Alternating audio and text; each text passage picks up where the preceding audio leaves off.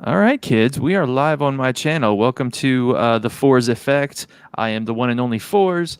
You know me as Aaron, Fours FX on repulsecollectibles.com. To my right, we have my boy Aaron from Shadowtech Sabers. And Link will be joining us here momentarily. We actually have a small guest list of some folks that are going to come in, within the next few minutes. They're just kind of getting stuff set up.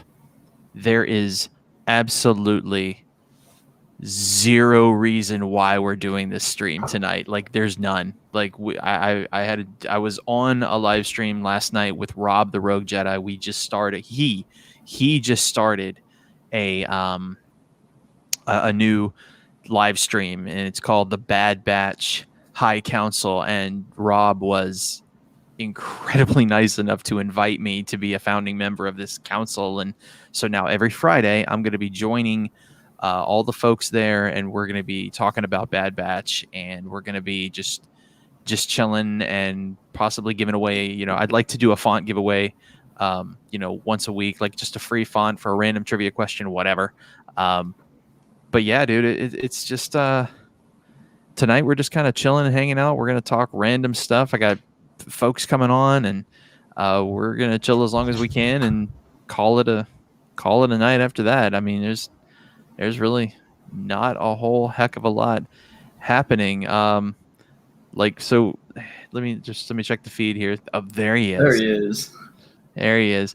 And also, for the very first time over to the platform, I would love to welcome Star Wars Haven. Hey guys, how are you? What's poppin', dude? Good to meet you. How are you? Good to meet you guys. Yeah, I always have the mask, but not anymore. What's up? So what do we call you, dude? Because I don't know your name in real life. My name is Mike. Mike. Okay. Yeah, cool. Very popular name. You can call me Mike. I've been calling you Haven this whole time. You can call me Haven. Whatever you guys want to call me. Yeah, bro. Welcome to the stream. There's like zero reason we're doing this. We're just mad chilling tonight. That's it. Sometimes you don't need a reason. I know, dude. Rob the Rogue Jedi is going to join us here in just a few minutes. And Star Wars Blue Mamba, actually, when he gets done with he's doing a stream with his cousins on Battlefront 2. And then when he's done, if we're still on, he'll come in and check out what's going on. So awesome. Yeah, bro. Hey, Link. Hey, Shadowtech. How you guys doing? What's up, man? Good. How are you? Everybody can hear me okay? Yeah. No. It's not too loud. It hasn't left you scarred and deformed. Safer and secure society. Society. Oh, shoot. That's awesome. The attempt on my life has left me deformed and scarred. The first galactic empire. Yeah, I was laughing earlier. Oh, I guess I'm gonna have to be careful what I talk about as far as font stuff. I can't be giving away the secret. The secrets. I knew if we work together, we can discover the secret. There's some people in the community wanting to discover the secret of what you're about to release. That's for. And who's that? Oh, who are these people? I think this guy right here is one of them. Oh, Liam. What's up, Liam? Uh-oh. Surprised there's a stream. Dude, the amount of time I've been on the internet for the past 2 weeks, and you're surprised to see me on the internet again? Come on, dude. Fours is a regular now. No, I'm glad you're here. Thanks for jumping in. As a matter of fact, my dude, see, Liam was awesome. He was an active participant in Rob's stream last night, and he won a free font, and he might just win another one tonight. You never know. Uh-oh. I might. This dude's gonna get a freaking collection, man. I've been known to tease things during these streams. Mm-hmm. Only slightly. I need to fix my green screen. Dude, you look great. Yeah. I appreciate the sentiment, but no, I don't. No. This party's over. Oh, that's not the right one. Yeah. Only getting started, I hope. We're keepers of the peace. I am the Senate. Execute Order 66. Sweet. Are you threatening me, Master Jedi?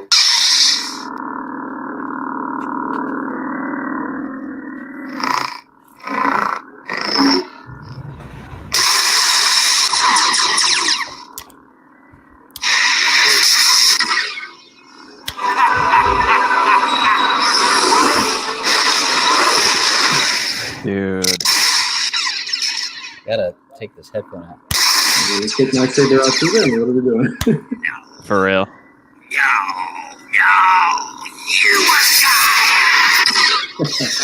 I'm looking for one specific force sound.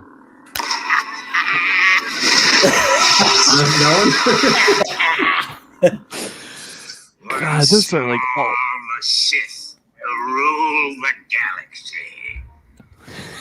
And we shall have Dude. Oh my gosh. Haven, did you get that? Did you send me your email? Or did I send you stuff? What's up? Did you? Was it you yesterday who I sent stuff to? Yeah, man. Did you get everything? I got everything. All right, cool. Very good. I only have one of them, as you heard, on my saber right now, but All right. it's, This is about the worst job in the droid army. oh yeah. So you're using the I guess they don't make them like they used to. A little loud, So- sorry guys. so it's droid battle you're using. So what I did, I took a little bit of droid battle and a little bit, I kind of mixed it up a little bit. Okay. 'Cause I feel like, you know, especially if you're like reviewing it, I want people to see like all they're getting, you know? And Well, that's why I made two separate folders because I mean, Yeah. if you take all the content of one folder, it's still an entire presentation. yeah, no, but awesome fun, amazing. I appreciate it, man. Hey, Mike, real quick question. What's up? So I've been thinking about getting a saber from Saber Trio. Are their Mhm. sabers good? They feel good, sound good, stuff like that? Yeah, man, amazing. Very, very top tier speaker quality. You know, it's all Nice. about resonance. They do a really good job with that. Again, though, you need to like catch the sale. So, like, you know, in the past, they just like run out in like an hour or less in like 10 minutes. If you're on Etsy, their Etsy sale, it was like 1 minute. And since like November 2020, since the Black Friday, they've been doing actually a like an all day sale. So they're open Oh, really? 24 hours.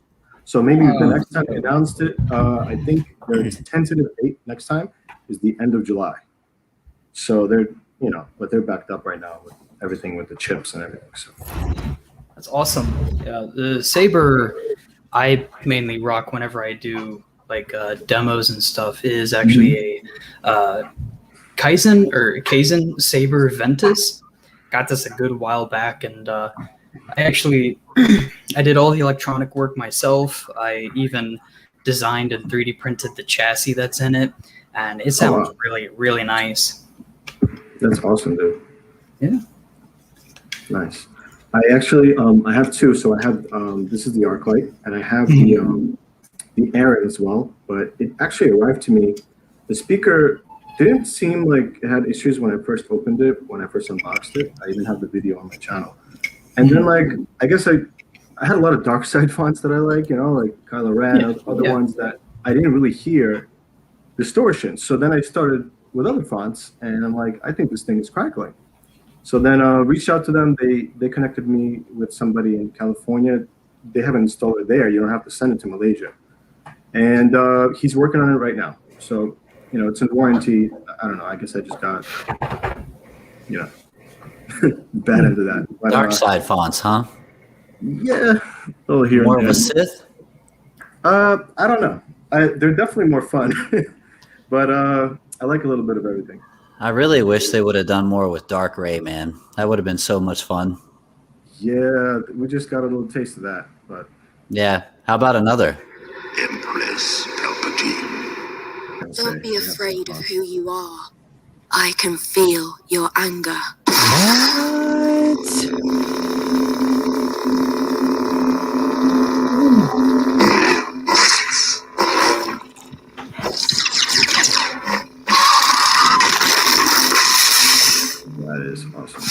Nothing will stop the return of the Sith.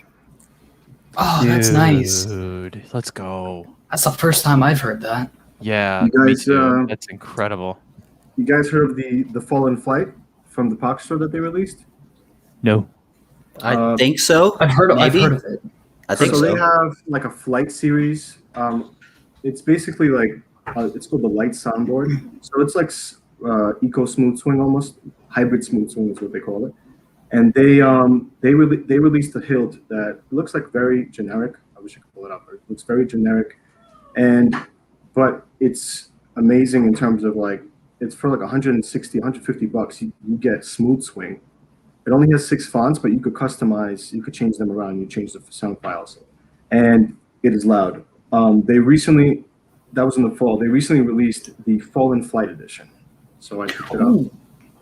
Now it comes in like a military green, like this. So on my Instagram, maybe you guys could see. So it was all like this. I just, I wanted to be a little more accurate. So I took off the shrouds. I sanded this thing down. Same thing with all these parts, I didn't really touch the handle here, but, I figured I'd leave that dark. I don't know. I just kind of did my own thing with it. So that thing's Looks awesome. nice. Oh, looks good, man. Yeah. It needs some all the Leathery. remains. Now, wait, that runs the Asteria board, right? It's almost like it's the light soundboard. That's what they call it. Okay, but those are those. Now, can you swap sound fonts on that? Yeah, so it comes with 6 that come with it. It's Revan. We have an Ahsoka font. The Darksaber is on there. Kylo Ren. And a couple others. But I wanted it like Fallen Order, so I put the Survivor bundle from Hyperphonic and KSIP. So I put the blue one under, the red one. I put Second Sister, the second on it. There's a 9th Sister font. I found it on saberfont.com. It's by Lord Reaver. So I got that on there. And I don't know, I put Rogue Vader on it by KSIP. Before I had the classic villain though. So Did you grab All That Remains from us? Because that's Brandon and I's collab on Fallen Order. Yeah, I haven't grabbed it yet, but I just came across it and I was like, wow, dude, hey, another one. If Brandon, if you're cool with it, if he gives me the email, dude, I'll just give you the font. If you're cool with it, dude. Yeah, that's fine with me, Awesome, man. guys. I don't mind doing that. little promos here and there. Absolutely, man. We want you to have that. Appreciate Now, it's not like the bundle, bro. It's not like it's not a singular color. It's an overall theme. Yeah, okay. I have something like the Survivor bundle of my own that I kind of it's interesting because Jesse and I dropped it kind of at the same time. Oh, absolutely. Mine's called the Fallen Apprentice bundle. It's 8, so it's like 1 for each color. It's 8 fonts, and but All That Remains is basically just the Blue Blade, but it's this massive theatrical collab between Forrest and I. And we kind of took that and put our all into that, and that's like our primo Fallen Order font, Awesome. I checked out the video, and you can tell, like Forrest was saying, you just change the color because they're all the colors anyway. Right. You could change it in the game, so that's cool. Let me actually let me show you what I got. Oh, but also if you hear, I put some. You can replace any sounds, even boot sounds. So that used to say boot, like in a weird like boot voice. So I put the sounds for turning it off, turning it on. When you put the saber in the game to customize it. Yeah, that's the sound. And same thing, change the color. It used to be color switch, and so I kind of didn't like that. So I didn't change the color from the game. It's pretty loud. That's a pretty loud speaker. Dang. Yeah. That's cool. That's a cool idea. I like that. That's nice. Yeah, I like because that's what it does in the game. Yep. Second Sister. Funny, I never thought of that.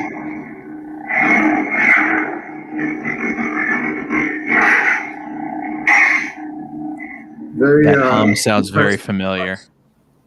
That's the second. That sounds a lot like the same hum that I've got on Juggernaut's Wrath. I mean, it's not. I mean, I just listening to it, I know it's not exactly the same, but that's the same pitch that's on Juggernaut's Wrath. So it's funny. got Ninth Sister. I have Terra Malicos, which is the Traveler.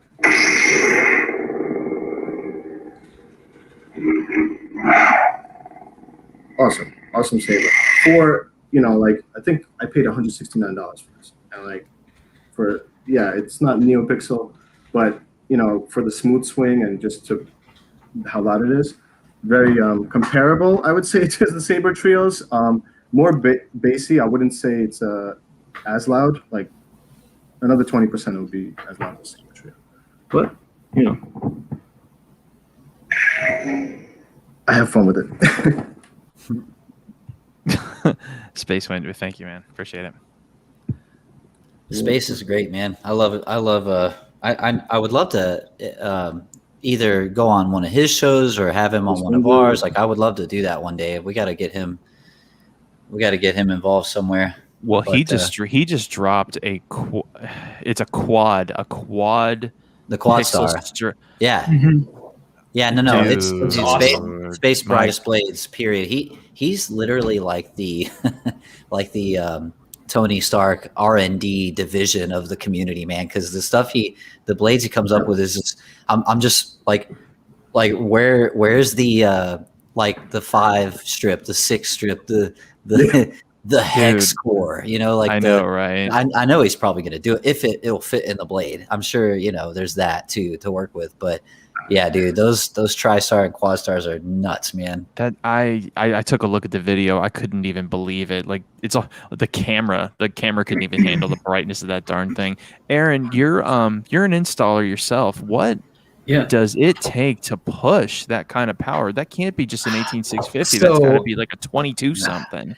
Yeah. So first off, I want to say I would absolutely love to get Space Window in here because before I started installing sabers, there was few people that I would watch on YouTube to learn about the trade, and it was Space Window, Rob from Genesis Custom Sabers, and Shimmy.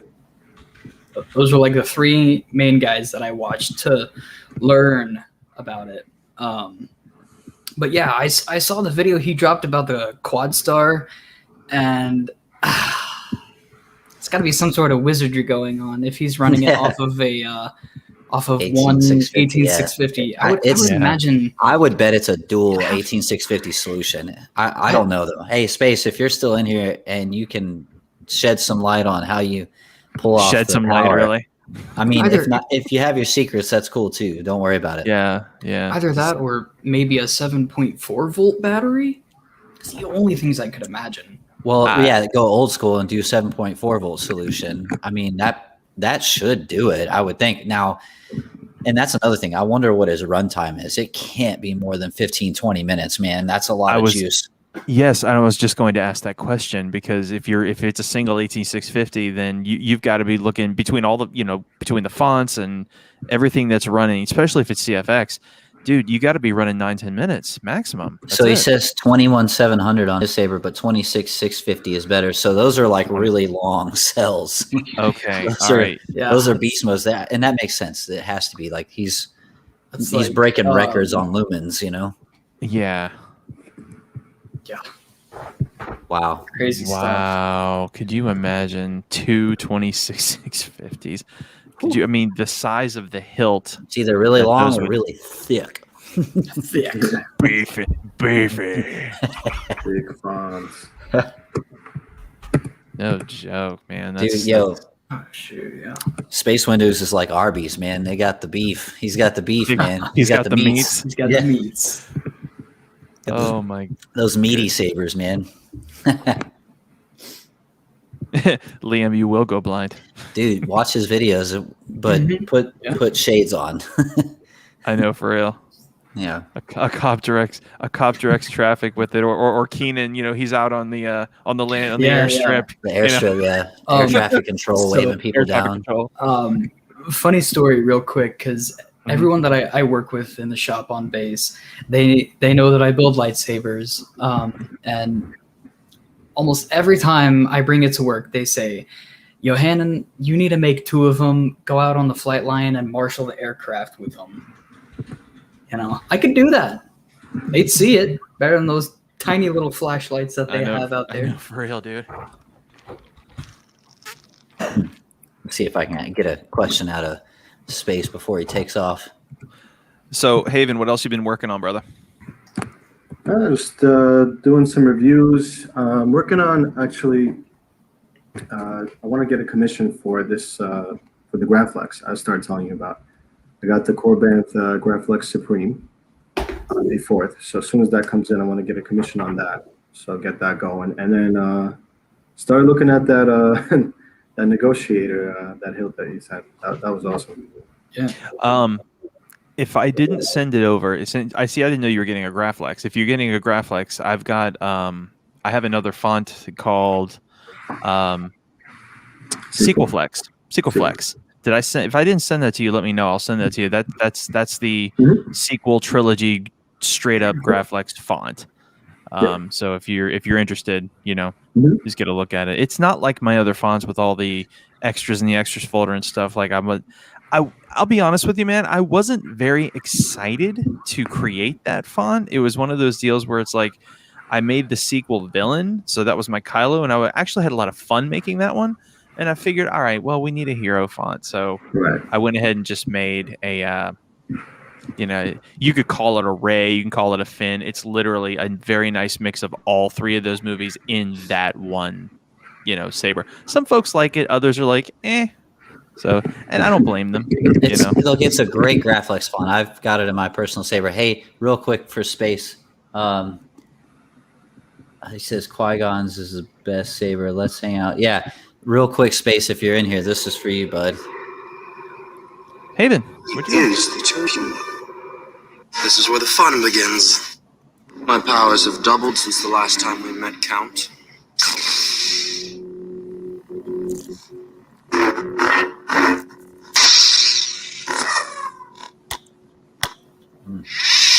Get back to work. That's nothing. You underestimate my power! See? No problem. Little something coming soon. Nice. Very nice. We lost Haven for a second there. Hopefully he'll be right back. Alrighty. Moon's Custom Armory will be joining us in 2 minutes. Nice. I'm gonna go make a drink real quick. Of course you are. There he is. Hey, brother, we lost you. Hey, sorry guys. No, I was new to the the platform here, so I wanted to log in, and when I logged in, it got me out. But anyway, yeah, you're good, dude. Yeah, we got Jeremy Moon joining us here in just a couple of minutes. Nice. Get lost in the stars. I know that font. I'm cycling through fonts. So, General Kenobi. You're not one to trifle with, are you? Damn, can you still hear that? Yeah. I've got like every sound hole plugged. Dude, I can't wait to get my direct. I can't wait to get my direct connect saber back. It's killing me. Oh, I bet. There's Max. Hey, Max. All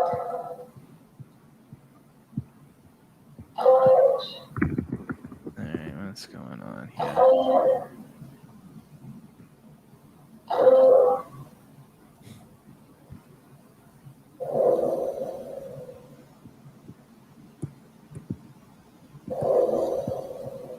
All right. Boom. Oh yeah, What's up Brandon. with fire? What's fire? Haven, Liam? use the regular comment section. You put it in the private chat. Oh. You gotta love StreamYard, man. Hey Brandon, not too sure if I showed you or not, but if you remember that old font I commissioned you for, Focus, Yeah. I ended up putting some of Lord Blako's prions and post-offs on it, and Ooh. I think it sounds pretty good. I love Blako. That's sick. Well, that works really well. Yeah. See if I can do one more.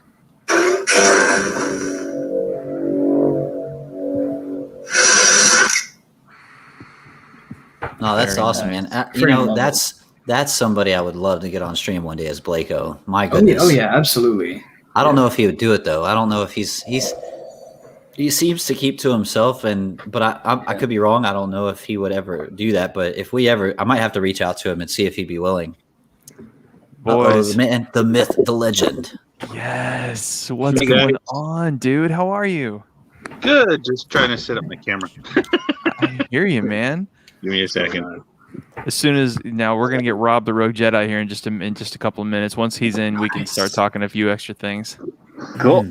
Yeah, dude. Yeah, so I threw it up on Instagram that we're live right now. If anybody wants to share on Facebook that we're live right now, yeah, go right ahead. Like I said, this isn't a really major thing. We're just more or less chilling out and gonna give some folks a chance to win a free font from me tonight. Cool. What about you, Brandon? You offering an opportunity tonight, or are you gonna Only teases? only teasers? Only teasers, yeah. Okay, Randy. Dig it. Yeah.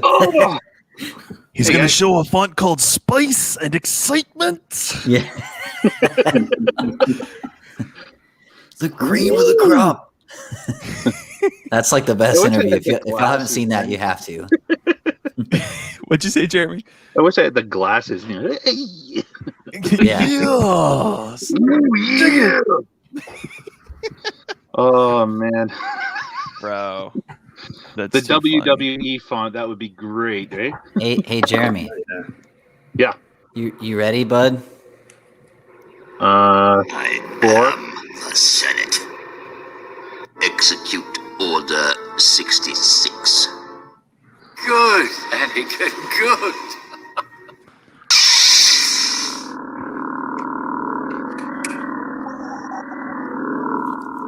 Is that true? No, you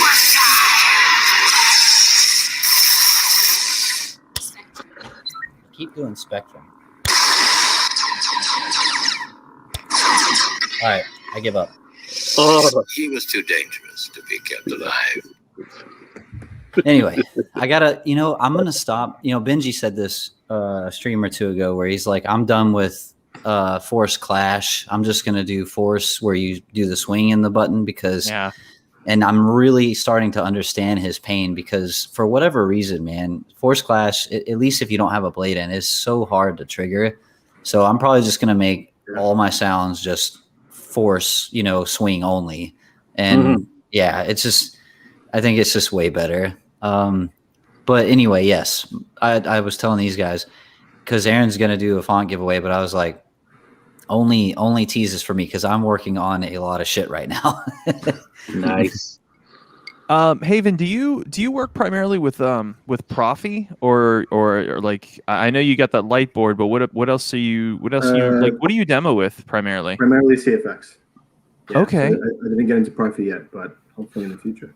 Yeah, guys, seriously, like one of the really nice things as a font creator, Golden Harvest version 3 and Profi have the ability to hold more than 2 force powers, which is really, really nice. CFX does as well. I thought CFX only does Force 1 and Force 2. No. So actually, I found out I think they changed that in CF9 or maybe it's for 10, but I know you can have as many as you want now. But the way it works with CFX is basically you have like Force and then Force 2, 3, 4, 5, 6, whatever. But then if you want to map a Force sound to Force Clash, it's called F Clash 1 through whatever. But you can have as many as you want. Okay. Yeah, but I mean, but activating those, what do you got to do to get those to work? So it's up to you. If you want them on Force Swing, you just label them as Force, and the first one has no number. Okay. And then if you want them on Force Clash, it's F Clash, but they all have to have a number. Right. It's really weird. The Plector said the reason it's ended up that way is because he still has the code in there to support legacy boards as far as font naming goes. And so it's real weird. But yes, you can have as many Force Hounds as you want. I usually still ship my sabers with 2, but in my extras folder, I'll usually have a few more that are optional if people want them.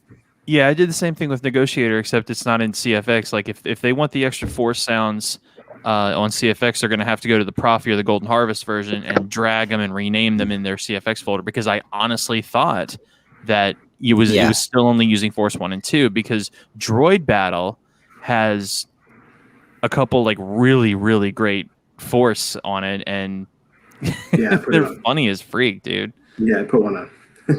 But yeah, do you have it loaded up, Haven?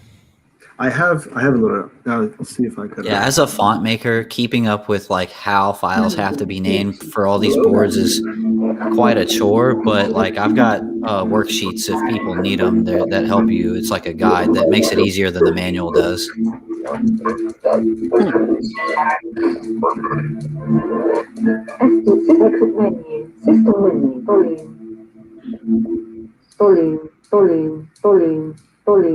Volume. I have to lower it. It's way too loud right now. I mean, at least I think it is. It sounds good on my end, dude. Sound bank selection. Volume. Okay, I'm done. It's telling me to doing it. Sound bank selection. Volume. Power. Close previous menu. System menu. Exit menu. When you're a Jedi Master, you can make the plan. Shall we discuss your surrender? So, hold on. That one. That's the one I put on. I don't know. Emergency. Easy. Easy.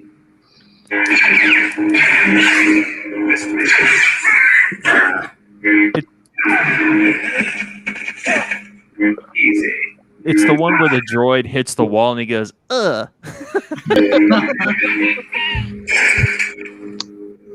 that's not the one, but that's one of them. Okay. This is just emergency. There's never time to limber up. Never time to limber up. Dude, I gotta tell you, I'm so happy. I'm so happy that I had the opportunity to rebuild that from the ground up. And you know, if you guys haven't signed up for the Clone Wars OB, the General that's being offered by Jabba's Junkyard and Pixels Props, y'all need to get on that. I'm not even kidding. Their interest thread is, I mean, the interest level is growing big time on that. I know my boy Chris over at Jakku Junk Trader, he's going to get a couple of these. Like a lot of people have signed up already. So if you haven't had a chance, you know, go snag one. It's supposed to be the most accurate Clone Wars OB offered, and it comes with Negotiator. They had me do the font for them, and bro, I can't wait to get one of these things. Like I saw that. I was very impressed with that picture. I signed up. If it's that accurate, I'm very impressed with it. And a price point you cannot beat. You can't beat it. This thing is pinpoint accurate. And Ash, the Pixels Props, Ash Nichols, he's been working on this for at least a couple of years now. And as a matter of fact, this was his prototype. That's his steel prototype. And when he showed me that, I was like, wow, just wow. So I'm blown away, dude. I can't wait to get one of those. Like I'm kind of contemplating if I want that done with a crystal chamber and just a speaker, or if I want to do direct connect with it, because I would love to have it, you know, to show in every demo. I'm in love with that saber, bro. I'm in love with that character, dude. Just Obi with James Arnold Taylor as Obi in that show, man. He's everything. Like, what a voice. Absolutely, man. I honestly, like, if you found someone who's like, to me would be, he's like the perfect mix of Ewan McGregor and Alec Guinness, as far as I'm concerned, with his voice. You could like definitely helps with that transition to the two of them. That's what I find I like about him. He's got the smug, trolling sort of, you know, he can be so condescending while being straight with you all at the same time. You know, he's I love his voice. It's so well done. So, Anakin, I've told you 1,000 times. Now get it right or pay the price. You know? You're wasting your time. You actually do a pretty good version. You're wasting your time. Yeah, you actually do it pretty good. You get you and Elevator Anakin, and you got a team right there. Escalator Anakin. You know, I actually I messaged Kyle just a little bit ago. I let him know that we were going to be. See, it's the remnant of it in my voice. I messaged him a little bit ago to let him know that he could be on the stream. So, Anakin, you need to get your arse over here. Oh man. So speaking of Direct Connect, yes, coming soon. This is coming soon, and I can't demo it right now because I don't have the things right here to do it. But coming soon to Force FX is his Direct Connect Golden Harvest. Oh, do you mean this? So I mean nice. So that I've changed the whole thing. It is now set up so that he can do his Direct Connect right to this Golden Harvest version 3. That's awesome. So he will. I'm gonna miss this saber and everything, you know. But yeah, there's a good picture of it right there. How long Direct have we Connect. talked about this? Oh, ever since I showed you the picture of the saber, before I even had the square switch, you were on me for this thing. You saw that and you're like, I have to have that. I'm like, it's not done yet. I don't care. That saber is my life. I hadn't even found the square switch. I had like a red round one in there, and he's like, I want it. So, but yeah, this was.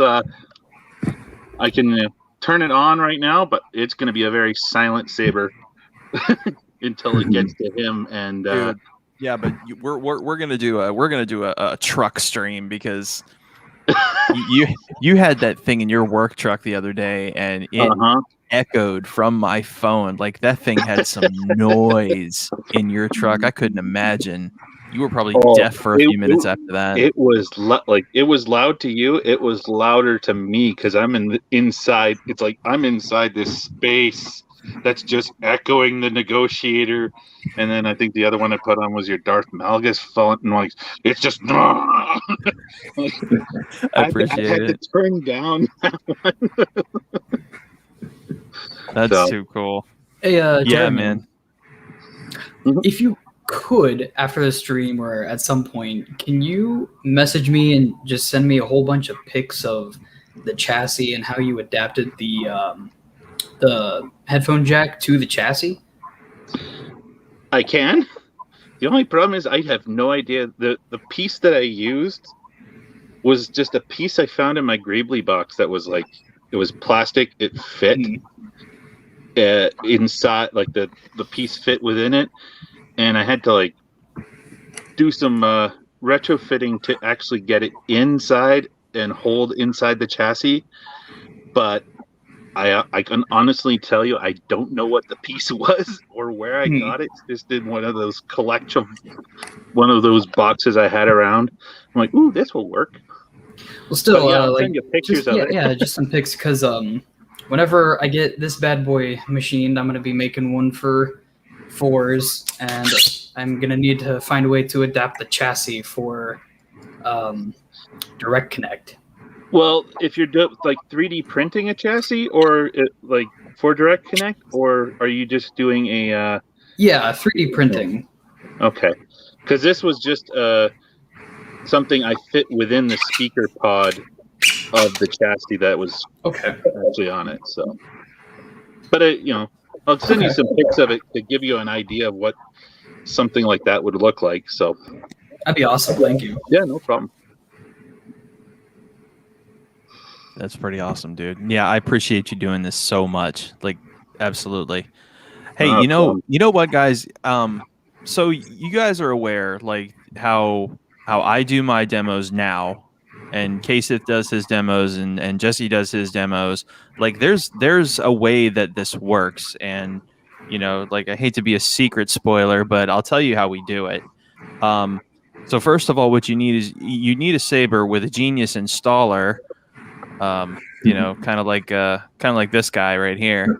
And I'm not a Genius installer. I'm like far from, but seriously, like between all right. between Jeremy and then I had my boy Chris, Chris the Wild Man. They made that happen. So you've got silence, and let's put that to happen. Selection.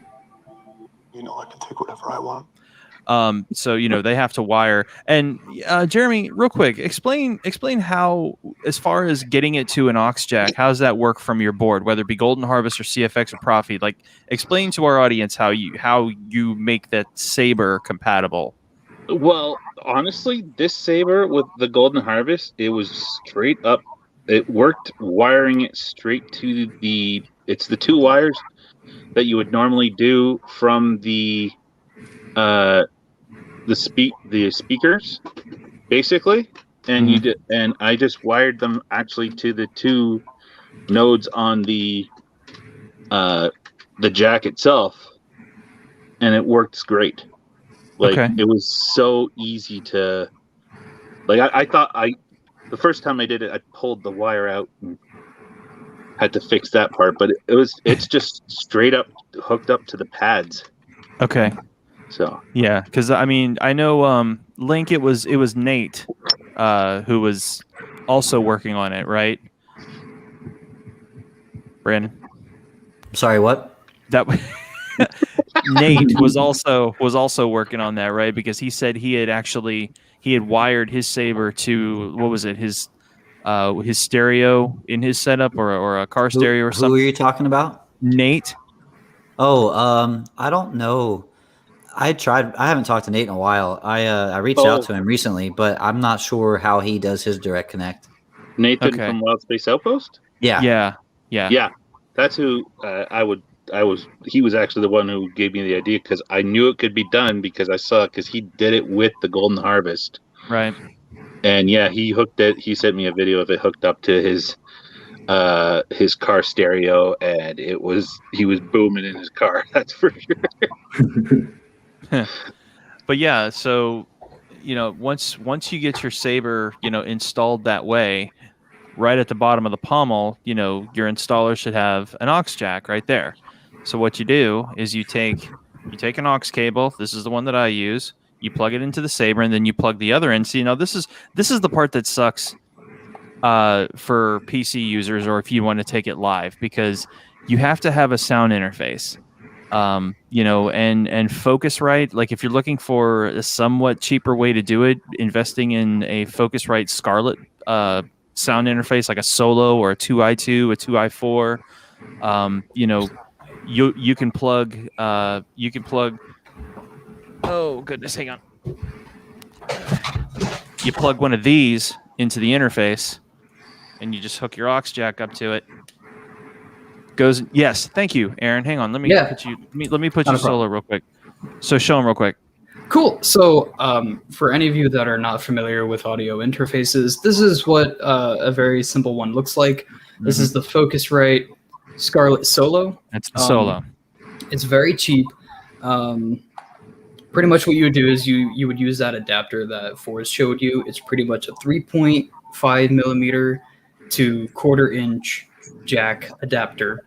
So once you plug the aux cord into that adapter, you then plug that adapter into the line instrument in, and then there's a cable that will go. It's a USB-A. You plug that into your computer. You're gonna have to set up and install the drivers, which there's YouTube tutorials on how to do that. I'm not gonna get into that. And then you just adjust the volume, the gain, and then there's also a spot for direct monitoring, so you can hear what's going on in real time as it's happening. Yes, and what's important about that is and I can only speak for people who are Focusrite users, you have to install the current drivers, because what that's going to do, and this is important, you know, your Saber, if you're going to run Direct Connect, your Saber runs on an analog signal, okay? Yeah. And you need the interface, because if you try to plug it directly into your motherboard or your computer or whatever, it's not going to recognize it, because your computer is going to recognize a digital signal, and that's not what this is. You're running, Jeremy, it's like, you're running 2 wires from the pads straight out. That's an analog signal. You have to have an interface to be able to convert it. So when you install the drivers on your Focusrite, you have to make sure that when you're choosing your mic input, it says analog 1 plus 2. It has to say that, because if it doesn't, it's going to read it as a digital signal. And I had to, oh my gosh, I had to run. Hey Benji, I had to run like a lot of tests and figure all this stuff out. So thank God I finally got it to work. I got it to work to record, to work on our streams, everything. But I mean, it's a pain. Like, it's like getting it all set up. I mean, first of all, it's a pain. Number 2, it's an investment. If you really want to do this, like, you're paying money for it. Like, you got to pay your installer. You got to pay. Aaron, what is that solo? That's at least $199. I don't remember, but I can find out for you. I had a 2i4, and it was like $249. So, I mean, it's an endeavor. So, font makers out there like, Ksith and Kyberphonic, and I think Blue Force is doing it now. I'm doing it. It's an investment. Like, to showcase fonts just for the sole purpose of showcasing fonts, it's a chore. I'm left out of all the cool kids, right? As a font maker, I'm like, I haven't bothered to invest in that yet. I eventually will, but like, we're buying a house that's being built. And once I have my office set up, I plan to get some upgrades and stuff like that. And, eventually it'll happen, but it's not like a huge priority for me personally. But I do like it. I think it's really cool. Your mic picks up your Saber extremely well, though, Brandon. Like, if you put this stupid thing up to the shore here, and it doesn't pick it up that great, but your setup, it sounds really good. It's a HyperX Quadcast. It's a streaming microphone. I mean, these are $150. They're $150. They're made for streaming and podcasting and stuff. And they're really good. I've had it for a couple of years now. It's funny because now they have, it has a red light, which when the light's off, it's muted, and it's just touch sensitive. But now they have one that's like RGB, so that light can be whatever color, and I'm like, damn, I should wait. No, but it's like, no, for me having it, because before this one I had a blue microphone, a Snowball, which is a $75 unit, and it's good. This one's definitely a lot better, but they do make, there are obviously, when it comes to microphones, like, you can spend thousands if you really are that much of an enthusiast, right? But this little Quadcast, man, for $150, like, primo, dude, way more bang for your buck, in my opinion. So, yeah. So you don't say you didn't make the investment, because you made an investment. Well, for speaking, not so much for my Saber. It still picks up the sound from your Sabers, so it's still kind of the investment. Direct Connect is superior, though, of course. But it's not mandatory, there's not people, no, not at all. It's not. It's like, not. I have yet to encounter a person in Saberland come to me and say, well, because your demos aren't Direct Connect, I'm not going to buy from you. That's unrealistic. That's, I don't even know if that's a thing. And even if it was, like, it isn't. I am indifferent completely. Like, look, Direct Connect sounds great. Having it in your hand with the real experience, like, it's. And then it's like, well, what font is it? Is that even a font you like, right? So that's why I like making so much. I was talking to Forrest about this earlier. I was like, back in the day, Max. Hey, what's up, Max? What's up? Back in the day, when Saber font was about a year old, back then we had probably so not when it started, but like a year after it was, its inception, they had probably like 300 something fonts, which back then was like just this ungodly number, right? Whereas today we have thousands. And yeah, we do.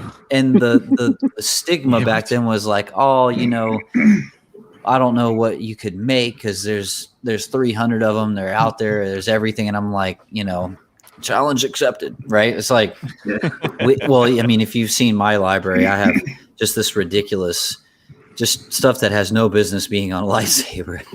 And but I guess my point is I like variety. I like that there's different font makers, that there's different ways of presentation, like there's different ways to market it, and I love it, man. It's there's some, everybody's got something to offer, you know, and I like that.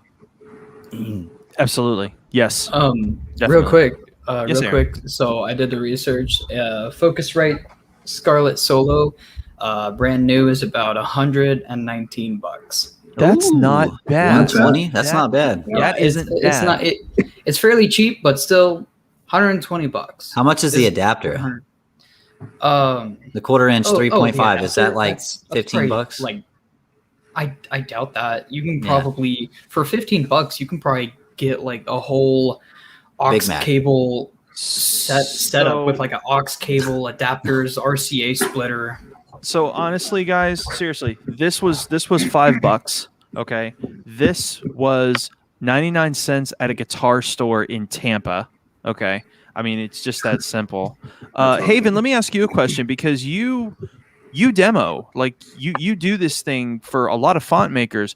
Is this something that you would consider making an investment in, or do you like your current setup where you have the freedom to kind of swing the saber around? And like, what's like, if you had a preference, if you had the money to spend, what would you do?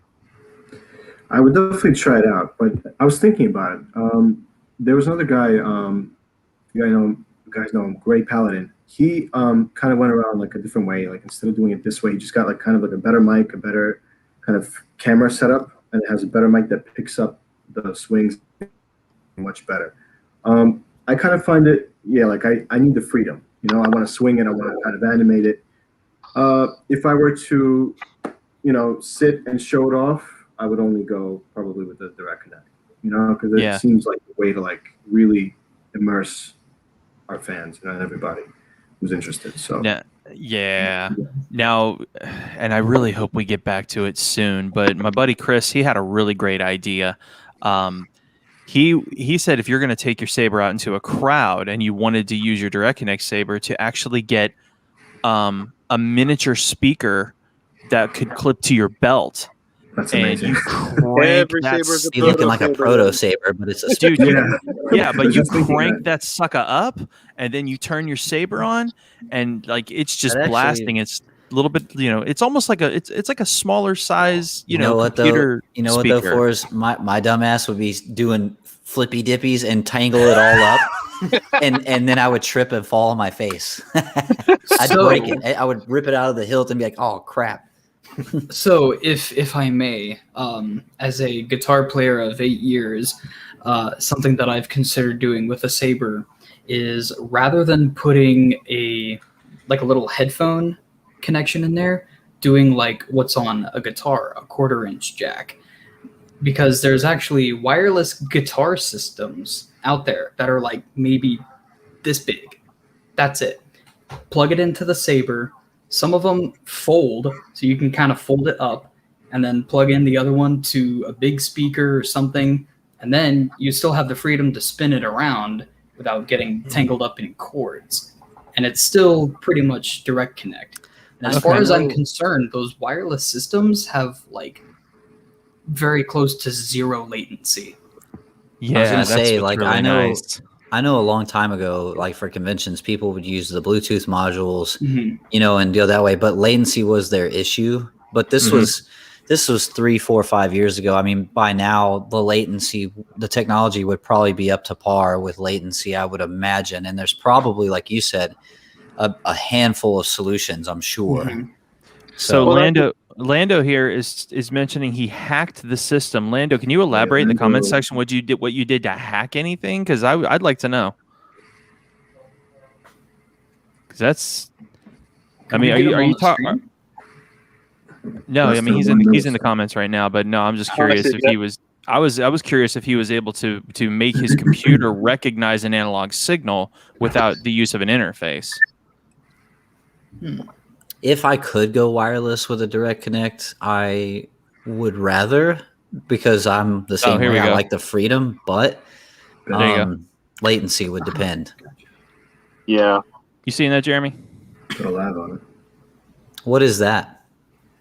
The love So, on his palm. A lavalier mic is like what a lot of people that do podcasts do. It's a little microphone on their shirt. That's what I was getting to. Lapel mic?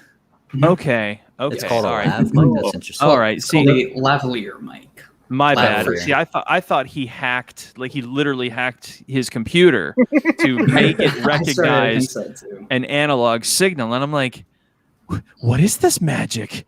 You must share the secret, Freddy Baggins. I started thinking that he like hacked his soundboard. Like he got into the mainframe of his CFX and went all Neo the Matrix, like got into the coding and everything.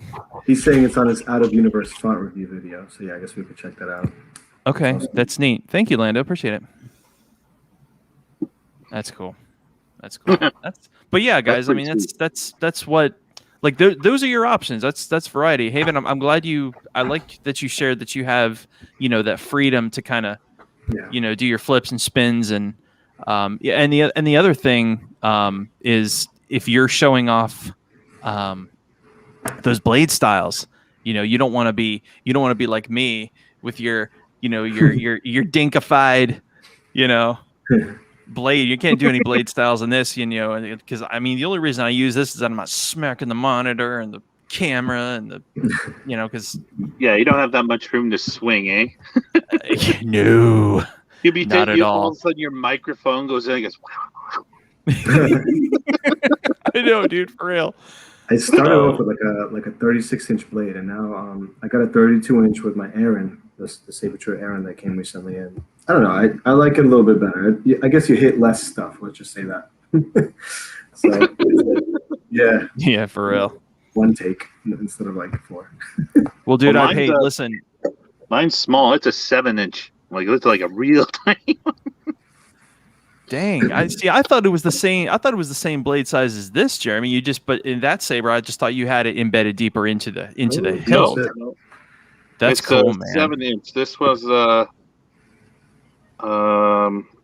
it's from Electrum Sabercrafts. Okay, it's a saber dagger. It's pretty That's good. awesome. Actually.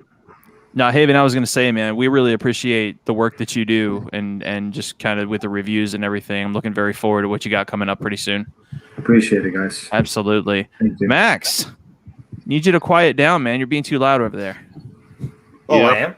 K-Sip in the house. What's going on your end, Max? What you been up to these past few days? Nothing much. I did buy 9 fonts on May 4th. So Wow. There you go. I Appreciate the support. I have a list right here. I got. He didn't say whose fonts he bought, though. No, That's that's his business. Well, I mean, like I could demo a couple for you guys if you want me to. It's up to you. Find out. Because I did buy one of Forz's and one of Link's on May 4th. I bought that was really close because I was about to kick you off the stream. No. I got to support all my font makers. I bought some. I'm teasing. That's awful. Oh, dude, Max, we love you, bud. We appreciate all the support, man. 9 fonts. Yeah. That's a lot of money, man. I was gonna say, brother. I had to literally go down to the bank and put $100 in my bank account. I had some left over for my birthday. I had to run down to the ATM and dedication. Happy birthday, dude. Yeah. It was a while back, but got any more thank you. fonts, man? You can never have enough. Yeah. I have like 70. Jeez. It's pretty funny. It's pretty funny as a community member when you got your saber and you start putting and then like you realize like that number is like over 100 and you're like, I got a problem, guys. But no, it's not a problem. Everything's fine. I can quit whenever I want. Yeah. Yeah. I can stop whenever I want. I don't need all these fonts. I can quit whenever I want. Oh, Ford just re-released the Negotiator. Dang it. Now I gotta get this. And it's gone. And it's gone. My money's gone. Just Hey, one more. I'll tell you what. Yeah. Speaking of and it's gone, have any of you tried within the last 3 weeks to score a PS5? Like, have you Nope. even made the attempt? I haven't tried. No, I but I know saw people one. and no I way. saw one on Sony's Target. working on a new one. So PSX there's an already. article. There's an article that came out that said that Sony's like working on. So the PS5, very much like the Series X, is built on a 7-nanometer process, and because of supply and demand issues, it's reported that Sony's looking at making an updated model of the PS5 because on a 6-nanometer process, more or less because of the world shortage, and so they can actually keep up with demand.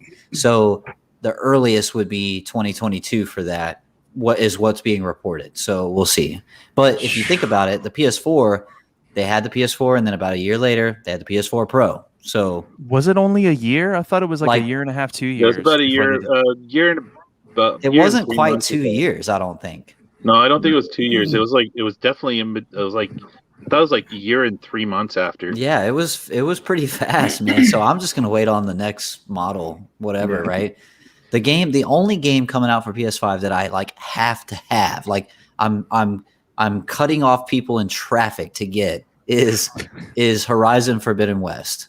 Oh yeah, because Horizon Zero Dawn was one of my top 5 best favorite games of all time. It was incredible. So I'll wait on Forbidden West to come out, and then I'll go figure out the console. Now, there's one game that I really want to get because I want to buy one of the new consoles. I'm not really one of those people that's like, oh, this console's better. Whatever you play it on, whether it's PC, Xbox, PlayStation, it doesn't matter at the end of the day. As long as you're having fun, that's Analog that's really Super NT, baby. Oh, search it if you don't know what that is. Oh, we're gonna talk about the Analog Super NT, are we? Okay. We'll do a gaming session. I've got 2 of them. But I think I have a TurboGrafx 16 somewhere here. Bro, that's legit. Hey, Analog and you know what? Super NT. So the company Analog, right there. They are coming out with a Game Boy that has these adapters, and one of the adapters will play TurboGrafx PC Engine games in this Game Boy contraption that they make. Mm-hmm. Dude, if we start talking about retro games, like this is going to be a 5-hour rabbit hole, and everybody's going to be wasted at the end. Like we don't want to do that. Okay? This is Star Wars. But the game that I've been wanting so bad because I love this franchise, and I've been trying to avoid spoilers like crazy because it just came out. Resident Evil 8 Village. Oh yeah. I want that right now. Bad. I want it so. It looks so good, dude. My son and I are playing it. Everybody's saying it's really Series good too. Yeah, we're playing it on Series X right now, and dude, that game in 4K is no joke. And that's exactly why I want to get a Series X, because I played 7 on the Xbox One, and you could technically do that. You can get it on the Xbox One, but if you look at the differences between like Xbox One and the Series X, it's like night and day, especially when you're in the castle. It just looks so beautiful on Series X. The lighting, the way the game looks just looks phenomenal, and I cannot wait to play it. And what kind of craziness did Capcom come up with a 9'6" tall Lady Dimitrescu? Like she is, that's like the craziest, but it's like the game looks incredible, man. Hey, don't be hating. Don't be hating on my girl Dimitrescu. I'm not. There's no hate on it that blows one. my mind that they can think up these things, right? I'll tell you what. This was hilarious because Kyle Lusignan, he put out a meme or something. Like he made it himself. He had himself tucked underneath her and took the shot of her from behind, and he was like, so who would like her to sit on you? And I went to the comments section. I went gladly. Yeah. All 9'6" of dead ass. Haven with your 70 fonts. Look at you. I was putting it on like yesterday. I was adding negotiator. 70. Like, yeah, C70. I don't know. Do I have a lot? And I'm like, I guess not. It always. Benji has the real problem because he probably doesn't buy fonts anymore, but he was buying them, and then now everybody just sends them fonts. So he probably has like if sound fonts were like this physical object, his whole closet in his room would be like bursting at the seam. Like he opens the closet door and all this shit falls out because we're just sending him so much stuff. and I almost feel bad. I haven't sent him anything in a while. I need to, but I don't want to because like he's probably like, no more. No, Anakin, please. I'm too weak. I'm too weak. Dude, Benji's got my whole freaking library. Like, just I make a new one. He's like the first person I send it to. It's either Aaron or Benji that gets it first. Like, off it goes. I haven't sent anybody fonts in a while, but there's a reason for that, and I want to apologize in advance. That's all I'm going to say. You got to say sorry for nothing, especially this. Combatants 3 and 7. Disc floors. Nice. Ooh, let's go. D resolution. More teas. Can't wait. I want a Tron disc now. You know, I think Irv Plecter, he built one a while ago. I know. The guy who makes the Crystal Focus. I saw that. Yeah. Back with CF9. Yeah. You'll receive an identity disc.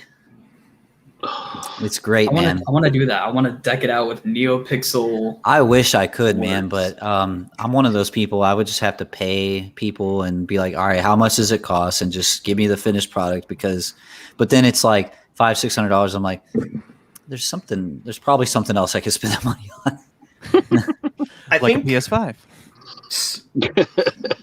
I think if we waited out a couple of years, because are you guys aware that they're building a Tron ride at Disney World? It's the same one that was in Shanghai, or Hong Kong, one of the two places. They're bringing it to Florida, and if my guess is Disney World's probably going to start selling Tron merchandise, so we could see an identity disc pop up at the Disney parks. I wouldn't be surprised if they did. So you have a very good point. They are supposed to make a new Tron movie, and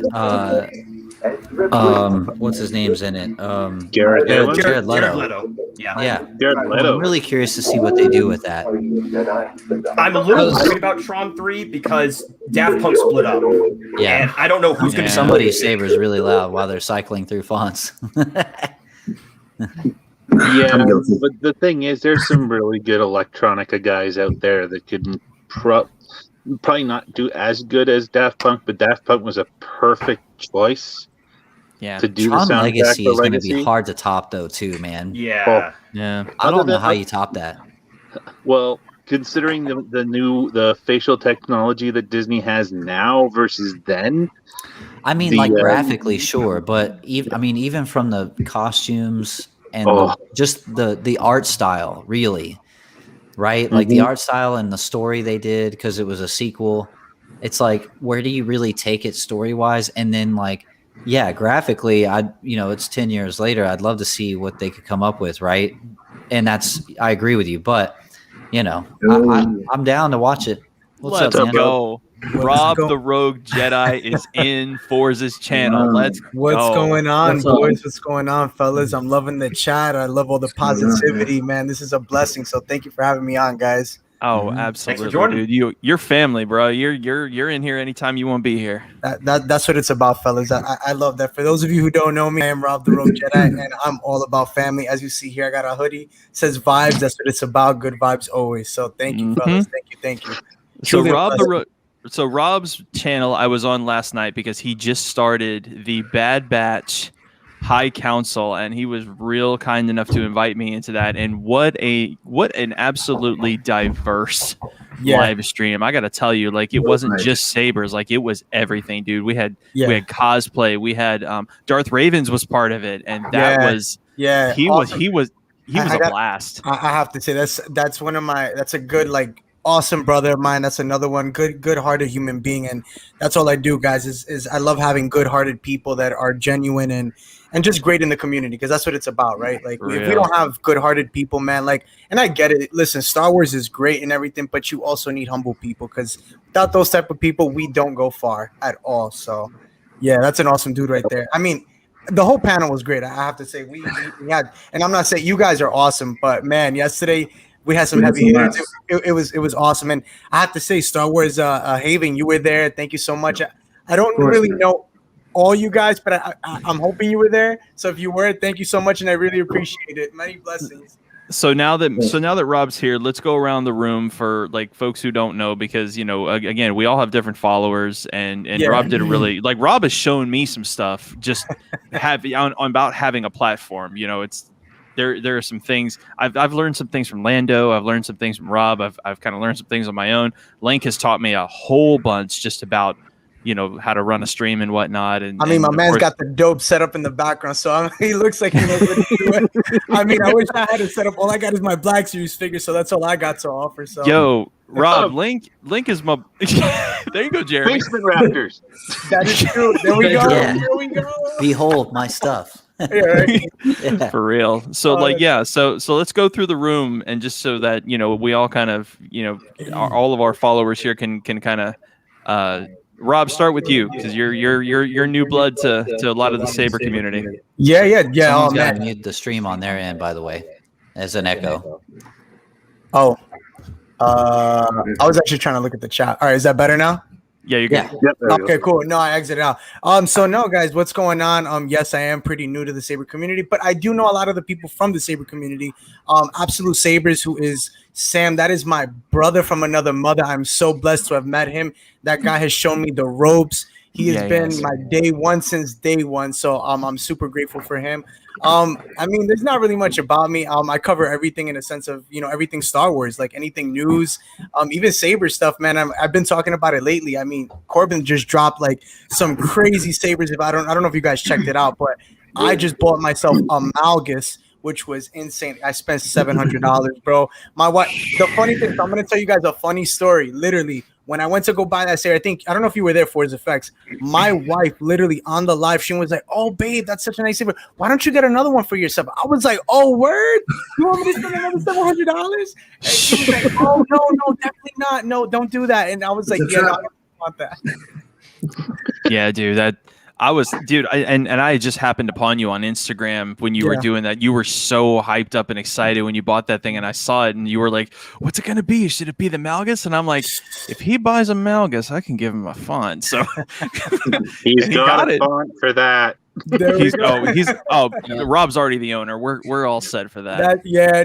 But that's it with me, guys. I mean, like I said, I'm just a regular, another guy in the Star Wars community, just trying to make his way through the galaxy. But like I said, man, this is a blessing to me, all you guys. I mean, to have a panel of, we have with me included 7, so this is great. Like, I'm super blessed to be here and honored. So again, thank you guys, and follow me on Instagram and on YouTube. So yeah. Zero. Haven, you're up. All right. So, let's see. So, what are we talking about? Sorry, I kind of blanked for a second. You're good, bro. I was checking out the chat. I started doing this since like November. I got like my first Saber trio, November 2020, and like, I don't know, it's just been a blast. Like, I first got into it, like I just turned on the Saber and I was like, this is amazing. I'm like, oh, there's like people doing this on YouTube. This is awesome. And I'm like, wow, like, I'd never have a channel like that, reviewing fonts, like even swinging this thing around, like, get out of here. And like, I was like, but why not? Why sell myself short? And I was already doing like clips, I put on movie clips because like, I love all the movies, and I was putting on clips here and there. And I'm like, like this seems like a little redundant. I'm like, I'm gonna do other stuff. And I'm like, oh, let me try showing the Saber, and I don't know, it just went from there, guys. I mean, like my little Star Wars goes back. I mean, goes back to I'm from the 80s. I know I look young, but in the 80s, and I like 92, 93. I was telling Forrest before, like I went to the video store by myself. I was like 8, 9 years old. Got A New Hope, and because I thought the cover looked cool. I'm like, oh, these guys have like laser swords. It's awesome. That's so and true. I'm like, A man with class starts with A New Hope. There we go. Oh, I love that's awesome. And then I got the box set eventually in Blockbuster. You guys remember that place? And man, I missed that spot. Oh man, and that's it. I mean, that was home, man. You know how many games I took from them? Never paid, bro. Never paid. I was gonna say, once they went out of business, you had all their inventory, I'm sure. Hands down, bro. Hands down. And I just want to give back, so that's why I keep mentioning here and there whoever catches it. That whenever I get up to like 1,000 subs, I'm definitely doing like a lightsaber giveaway. So I wanna do that. That's really awesome, bro. You know, And you'll get there, bro. You'll get there. Trust me, bro. Before you we even all know. will. We'll get there. You know. One thing I'll Jeremy. say, but my bad. Just one thing I will say, man, fellas, before you get there, just continue. Always remember to always have fun during that process. Just No doubt. Don't lose yourself, man, because some people get lost in the sauce, man. Just keep it going. Just keep it going. Yep. Got my sauce right here. You know, Link, you're gonna be our absolute sabers for the night. You know that, right? I was just gonna say. No. Okay. Now, don't be that. Don't be him. Please don't. Please don't be him. You don't want to be a meme, bro. let me tell you something right now. I'm not gonna do it. Oh man, my poor guy's sleeping right now. He don't even know. Where's the yesterday? I sent him an invite. I talked to him earlier, and he was he said there was some stuff going on, but I wish he was awake so he could come and join us, because last night was hysterical. It was so funny. Sauce. And Rob, you caught him off he guard because you were like, Scotland, and he said, "What the hell was that?" Yo, dude, yes. He had no idea. My guy was so shocked. And that's the great thing about this pop filter. I could just go like this, and you wouldn't even know that I'm talking right He had now. no clue, and he's like, "Aaron, was that you?" I was like, "No, sir, that was not me. That was Rob." You know, if I wanted to impersonate you, I'd do it myself. He's like, "That's a 6 out of 10." Yeah. My man was gone. He was gone. I'm not getting that way. I promise. I mean, how could you? My guy came in with a pitcher, bro, a vodka cranberry pitcher. Like, how did you expect him to be though? Pitcher, once I saw that though, I mean, if you saw him on the panel, he was just like this the whole time. He was like he had no idea what was going. No idea. Yo, I'm still gonna say it. The funniest part of the entire panel, the funniest part. I can listen to your voice all night. That's what I was gonna say it, but I didn't know if I wanted to. But dude, oh man, yeah, that was bad, bro. I'm sorry. Like, I know it was funny, but it was bad, bro. That was the sniper got him, bro. The sniper. Damn. Oh my gosh, Jeremy, your turn, brother. Let everybody know who you are and what you do. My name's Jeremy. I run Moon's Custom Armory, and I build sabers. Ooh, heck yeah! Fun. I got a little treat for you guys because, it's thinking back to when I started about 3 years ago, and this was the first saber I ever built. Whoa! Ooh, wait a minute. Let's single you out here. Boom. Okay, this was the first saber I ever built. It's a PVC saber that I made for my daughter. It's only a stunt saber. Mm-hmm. I used whatever scrap I could find to make it, and it still works. Wow. What? That's awesome, dude. Easy peasy. So, heck yeah. Pink and purple for my daughter. Little blue stunt saber sort of thing. And this was the first thing I made like 3 years ago. And I can't show you the most recent one, unfortunately, because it's a mystery saber. So no, dude, you do amazing work. Well, thank you. But yeah, I build sabers, whatever comes to mind. That if it looks funky, it looks interesting, I like to make it. So. And for our Canadian audience, you're located in Canada, right? Yes, I am. Yeah. So for those in the our fellow Canadians, he is going to be more local to you than us here in the States. So I just want to throw that out there, just because it's interesting, like having different installers and people in Europe and Canada and the US and different places. Like logistically, it really helps. Exactly. I know, right? So for real, Max, you're up. So my name is Max, and I do Saber font reviews, and I used to make Saber fonts, and I want to get back into it, but I want to find more sources first and try to rework my fonts so that I'm still trying to figure out smooth swing, because that's the number one thing I need to figure out. I've been in the Saber community since 2015. I popped up in a lot of Shamim's comment sections, and I used to watch a lot of him, and then Rob of Genesis Custom Sabers. I've always been around, but I've never been very vocal or very active in the community, or at least with videos and stuff. But as of January of this year, I've been pushing out more and more font reviews because, hey, thanks, Zero.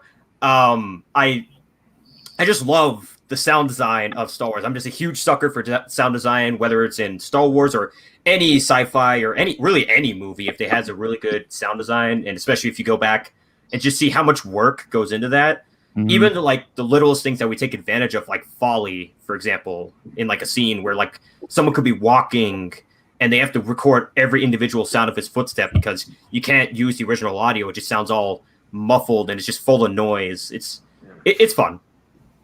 Definitely. And again, your efforts are very much appreciated because you're just on top of stuff. And out of everybody in Saberland, that I've had the pleasure of speaking to, I have found that you have one heck of an ear for being able to pick out, just the right details. Like, you, especially with my Sequel Flex font, like you knew exactly what movie a particular swing and clash and stuff came from. Like you were on it, and that's so cool.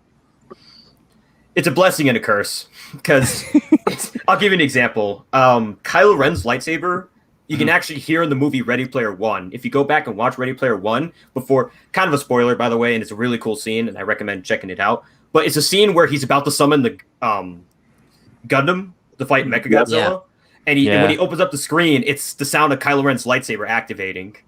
Oh wow! Yeah. Really? Okay, I gotta rewatch that. I know. I mean, it's a great movie. Hey, So I have no problem. That's a rewatch. Speaking of that, there's a really cool thing. So I was making a particular font that I'll tease here in a second, but I found. So we were talking about Tron Legacy earlier, how they're making a new Tron movie with Jared Leto, and yeah, that's awesome. So I got this Tron font in the works, right? And while I was building it, I heard different sounds from the electroshock batons you hear in Star Wars. They're layered in, but they're very distinct in certain spots. And same like Max, like I was like, I mean, Disney owns it, so it's Skywalker Sound that did the stuff, a lot of the work on Tron Legacy, right? So it makes sense that you would hear that crossover, but I found it very interesting the way they wove it in, it was really cool. But anyway. Yeah. Have you seen the behind the scenes video of them doing the Tron sound design? There's a lot of great sounds. Some of it, yeah.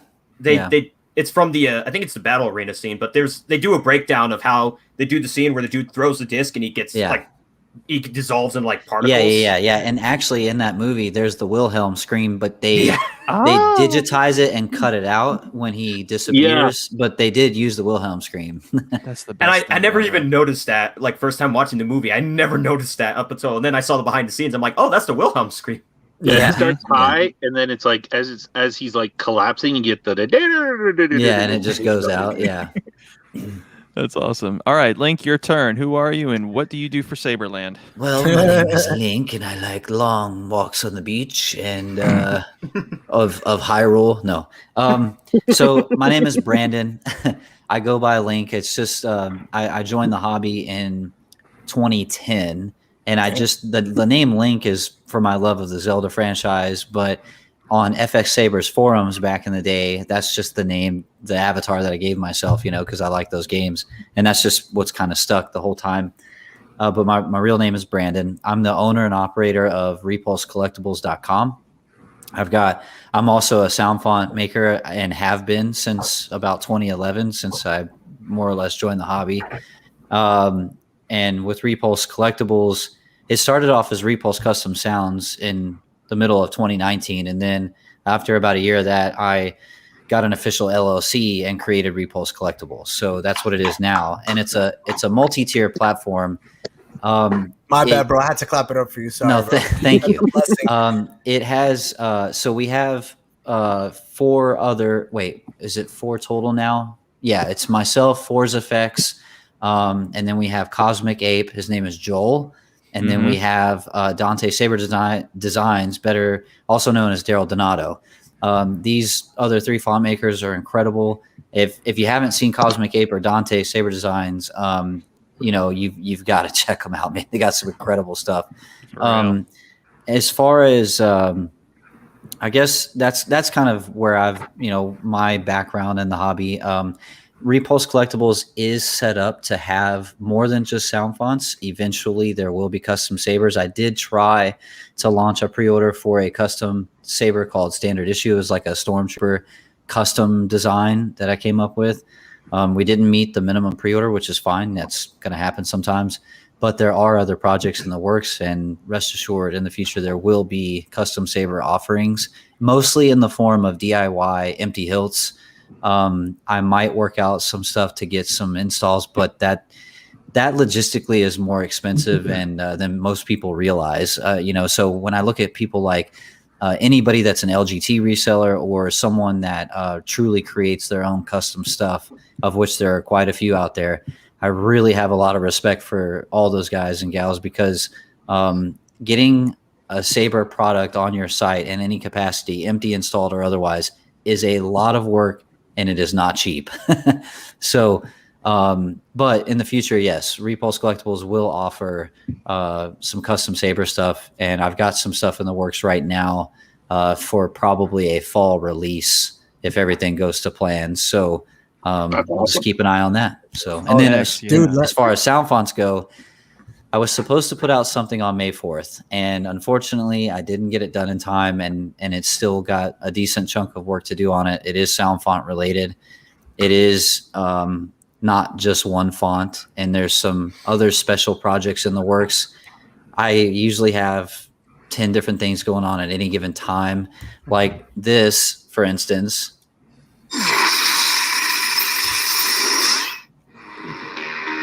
All combatants, prepare for Disc Wars. That's so sick.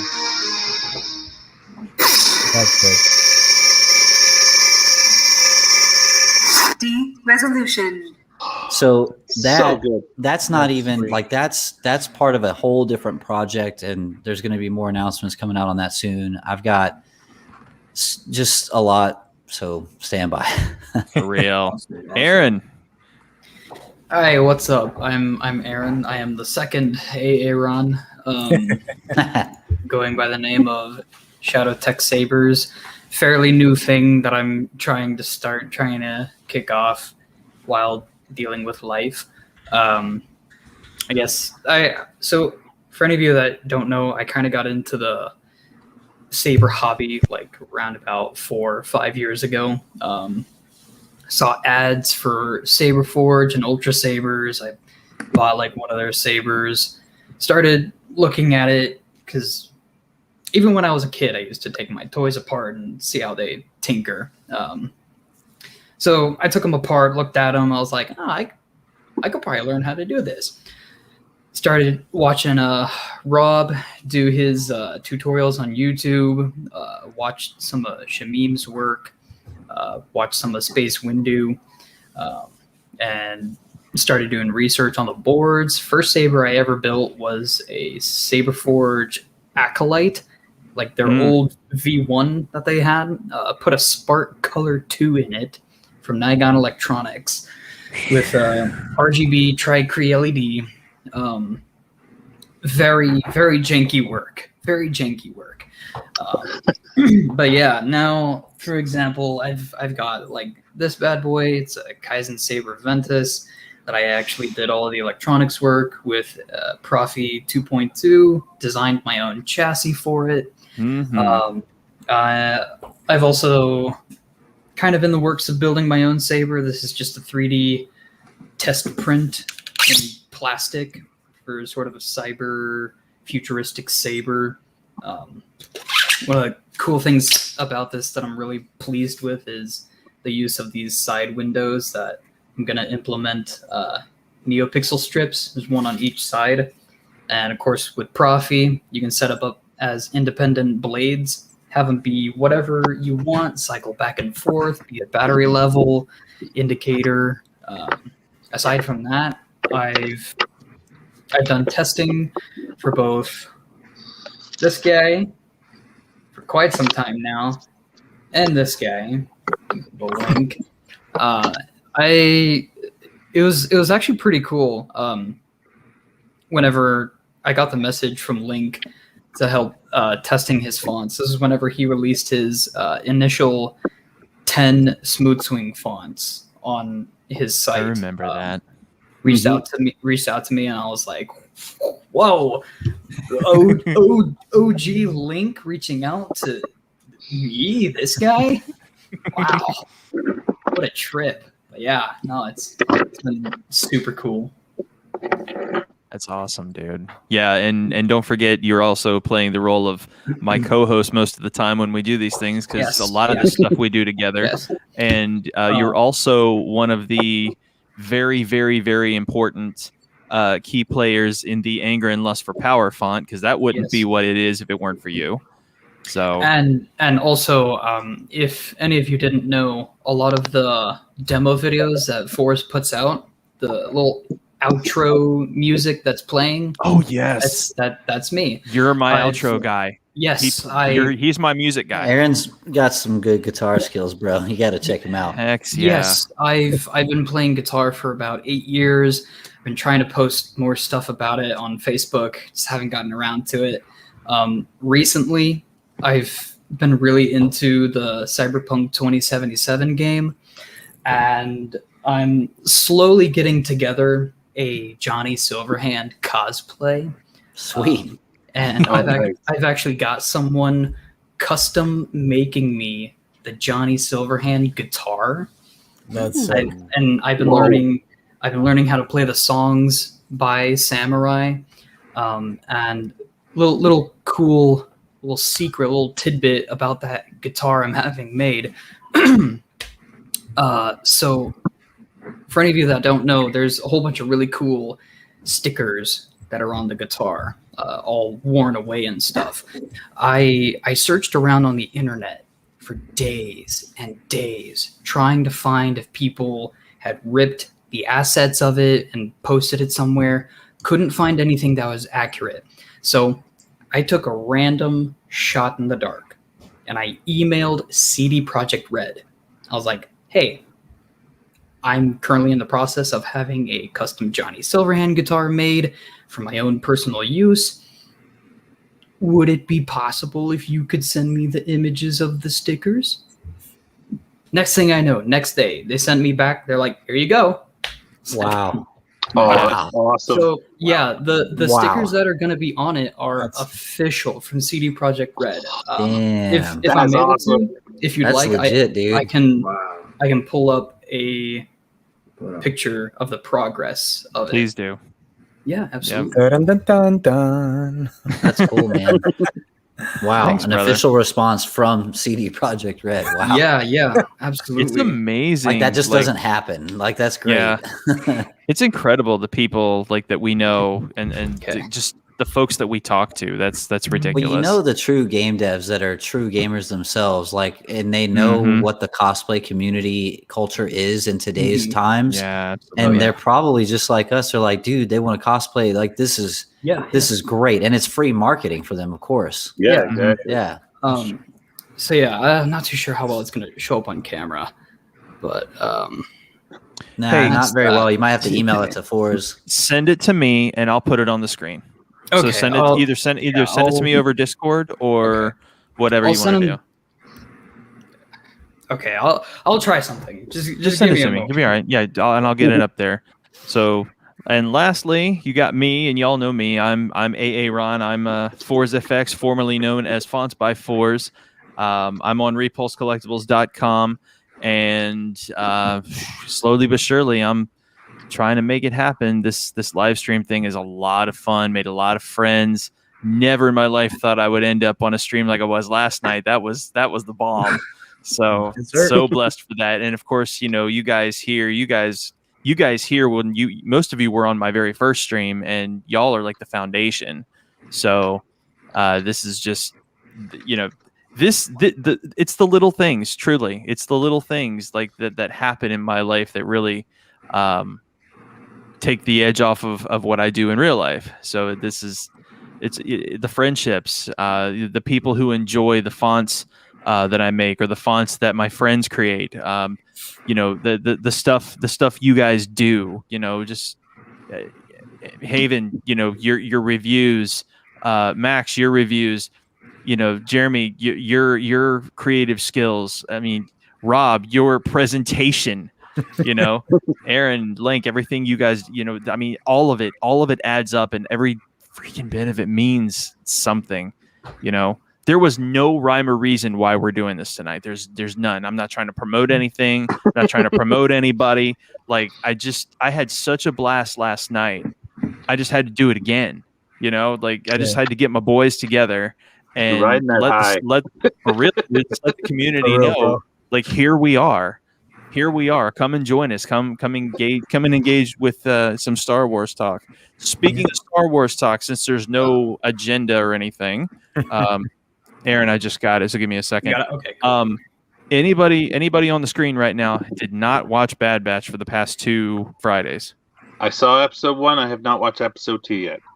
That is on my plan tonight, right after we get off the screen. Has anybody not seen the first episode? I'm guilty. Haven, you're killing me, man. I haven't watched any of it yet. Broke Not my yet. heart, bro. I know. No, wait a minute, Haven. You have been on. You were I participating. didn't watch the whole thing. I didn't watch. Oh, the you whole didn't. Thing. Yeah. Oh, I was gonna say, bro. All right. But dang, because I was hoping to. All right, we'll have to skip that then. Honestly, it was awesome. It's one of those things where this is a non-spoiler review, just of non-spoiler review. One. There we go. Non-spoiler review. It's exactly what I expect from Dave Filoni. Mm-hmm. I mean, let's just say, it was.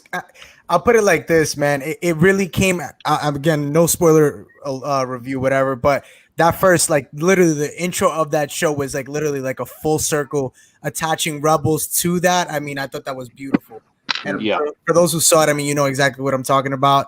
I thought they hit all the notes. Honestly, in that first episode, I thought they did a phenomenal job. Honestly, they didn't miss a beat.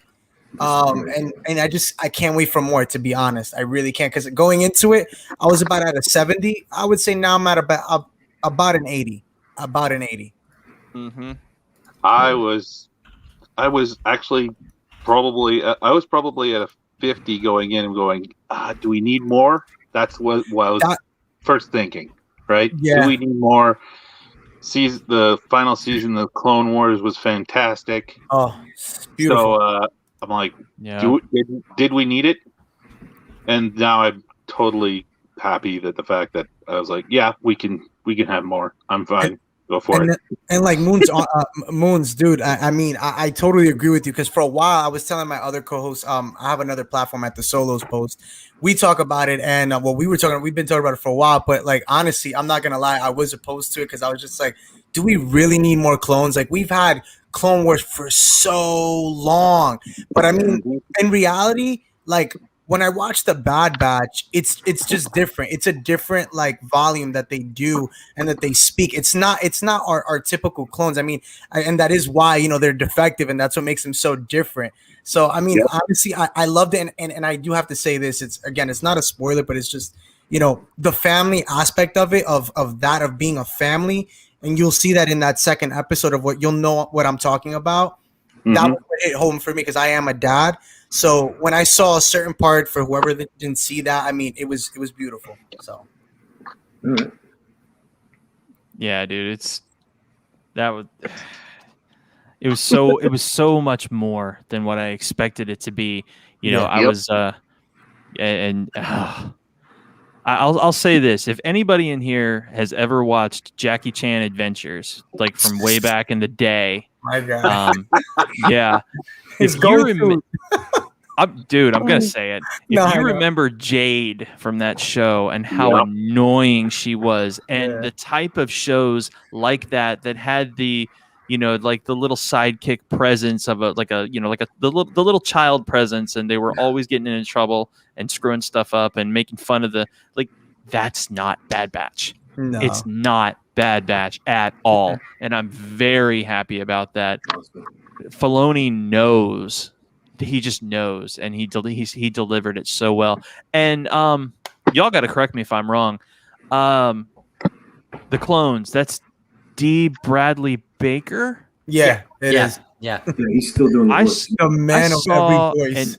I saw an interview today with him, and he was going through each individual member of the Bad Batch's voice, and there are clear differences between them all. Like it's all him, but there's such slight differences, like between Echo and Hunter.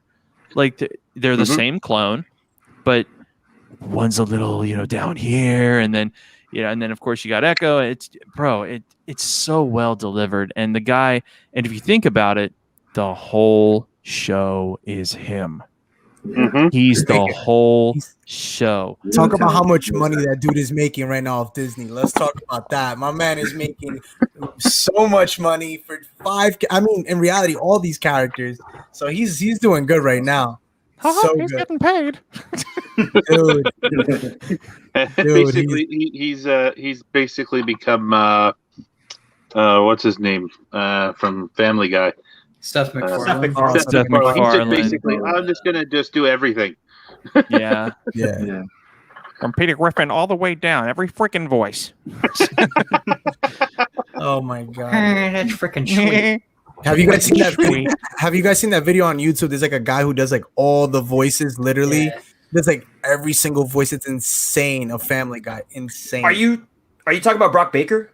I think so. I don't know the guy's name, but I know it's on YouTube. But he does like every freaking voice from Family Guy, or I think just like all these characters, and he does a phenomenal job. I'm just like, damn, bro. Like, I'm pretty sure it's Brock Baker. I think he does a ton of impressions, and he nails the Family Guy characters. I think you are right. I've seen it. It's really good. Yeah. Well, I think I saw a few videos of his. He does the mature Disney stuff, right? He does Goofy Wants His Money.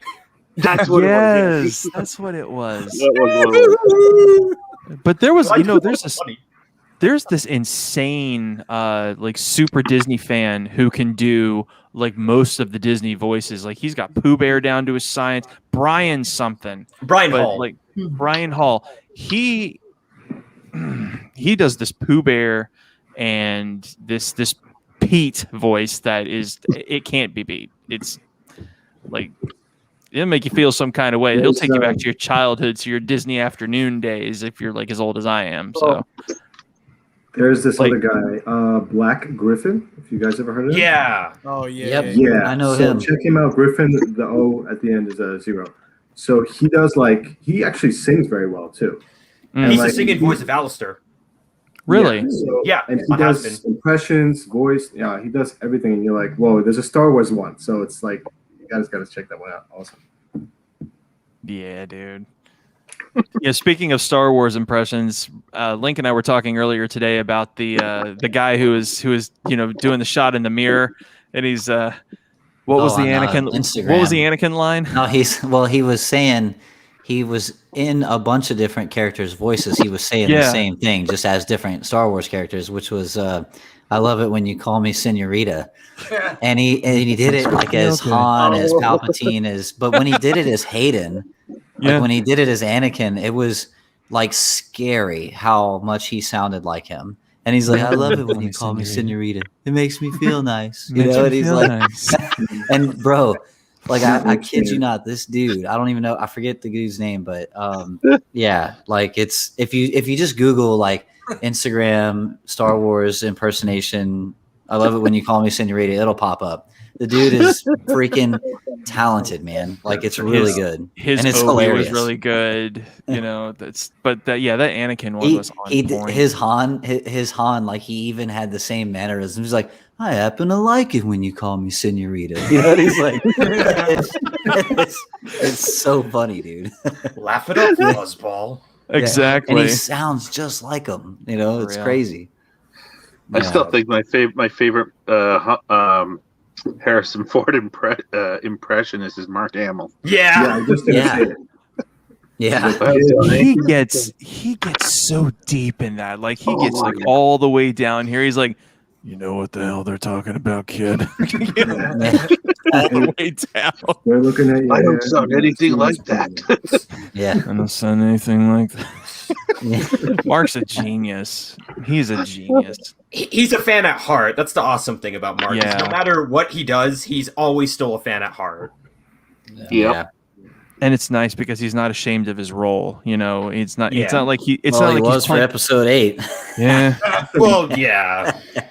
but he's not Can't playing the blame him. Radcliffe card. You know what I mean? Like he didn't feel the need to go and do some weirdo stage performances after it all. Well, so. he basically got hard into voice acting after Star Wars, after the OT. Best- Like he best You got actor. don't see him in much you don't see him in much live action stuff except for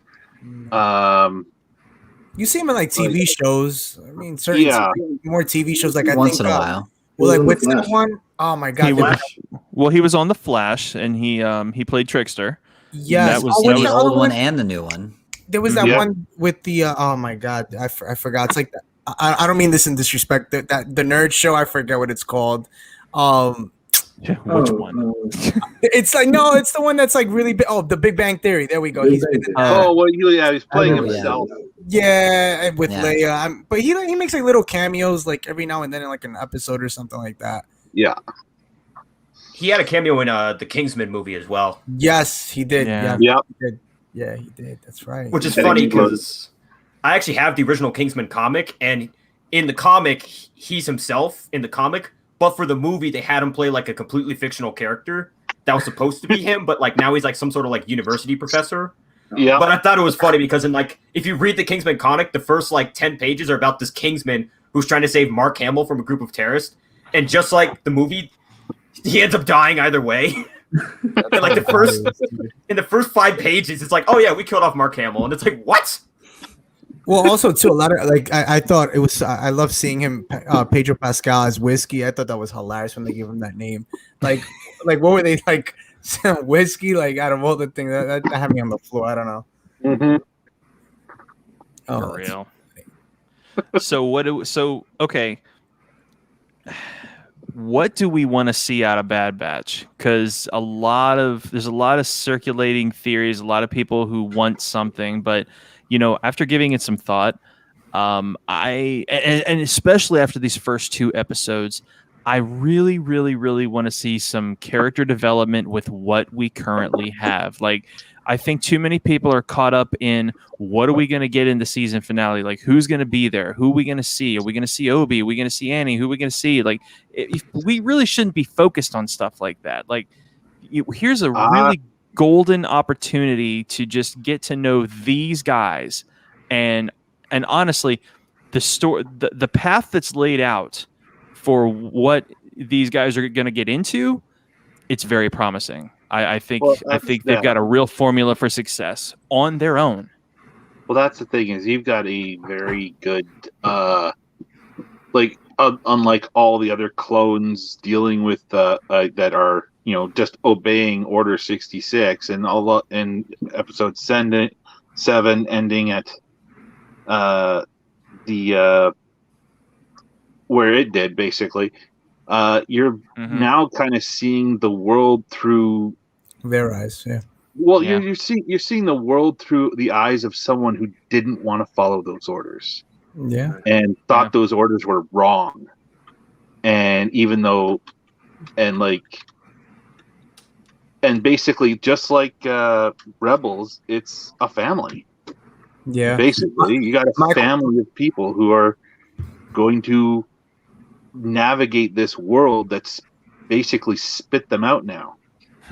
I guess my only question is that, I mean, from what we got in Rebels, I mean, we know that that's the bad thing is we know they could change it up, but I mean, we know that they're not really alive in Rebels. So it's either they kill them off now or they continue their saga, and they do exist during Rebels, but we just wouldn't even know it now, until the end, really. And they're talking about multiples. They might do another season. So, I mean, it's all up in the air now, but I don't know. Well, I see them.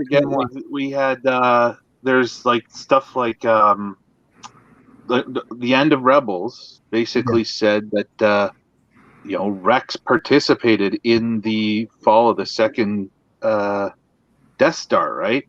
Yeah. So even though you didn't see it, like it's there is so much.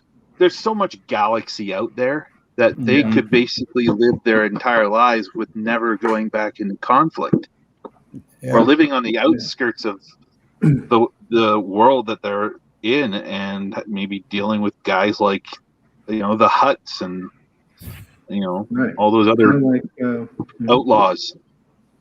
Yeah. Yeah, kind of like when Kanan and them when they found Rex and his group of past clones, and they were like, just living their lives, kind of just separate. I don't know. And they were, I mean, you saw, what is it? Is it Wolf? I mean, I think he was the one that they found. He had like PTSD or something like he was like all over the place. Yeah, he was all over the place. I mean, he was just wow.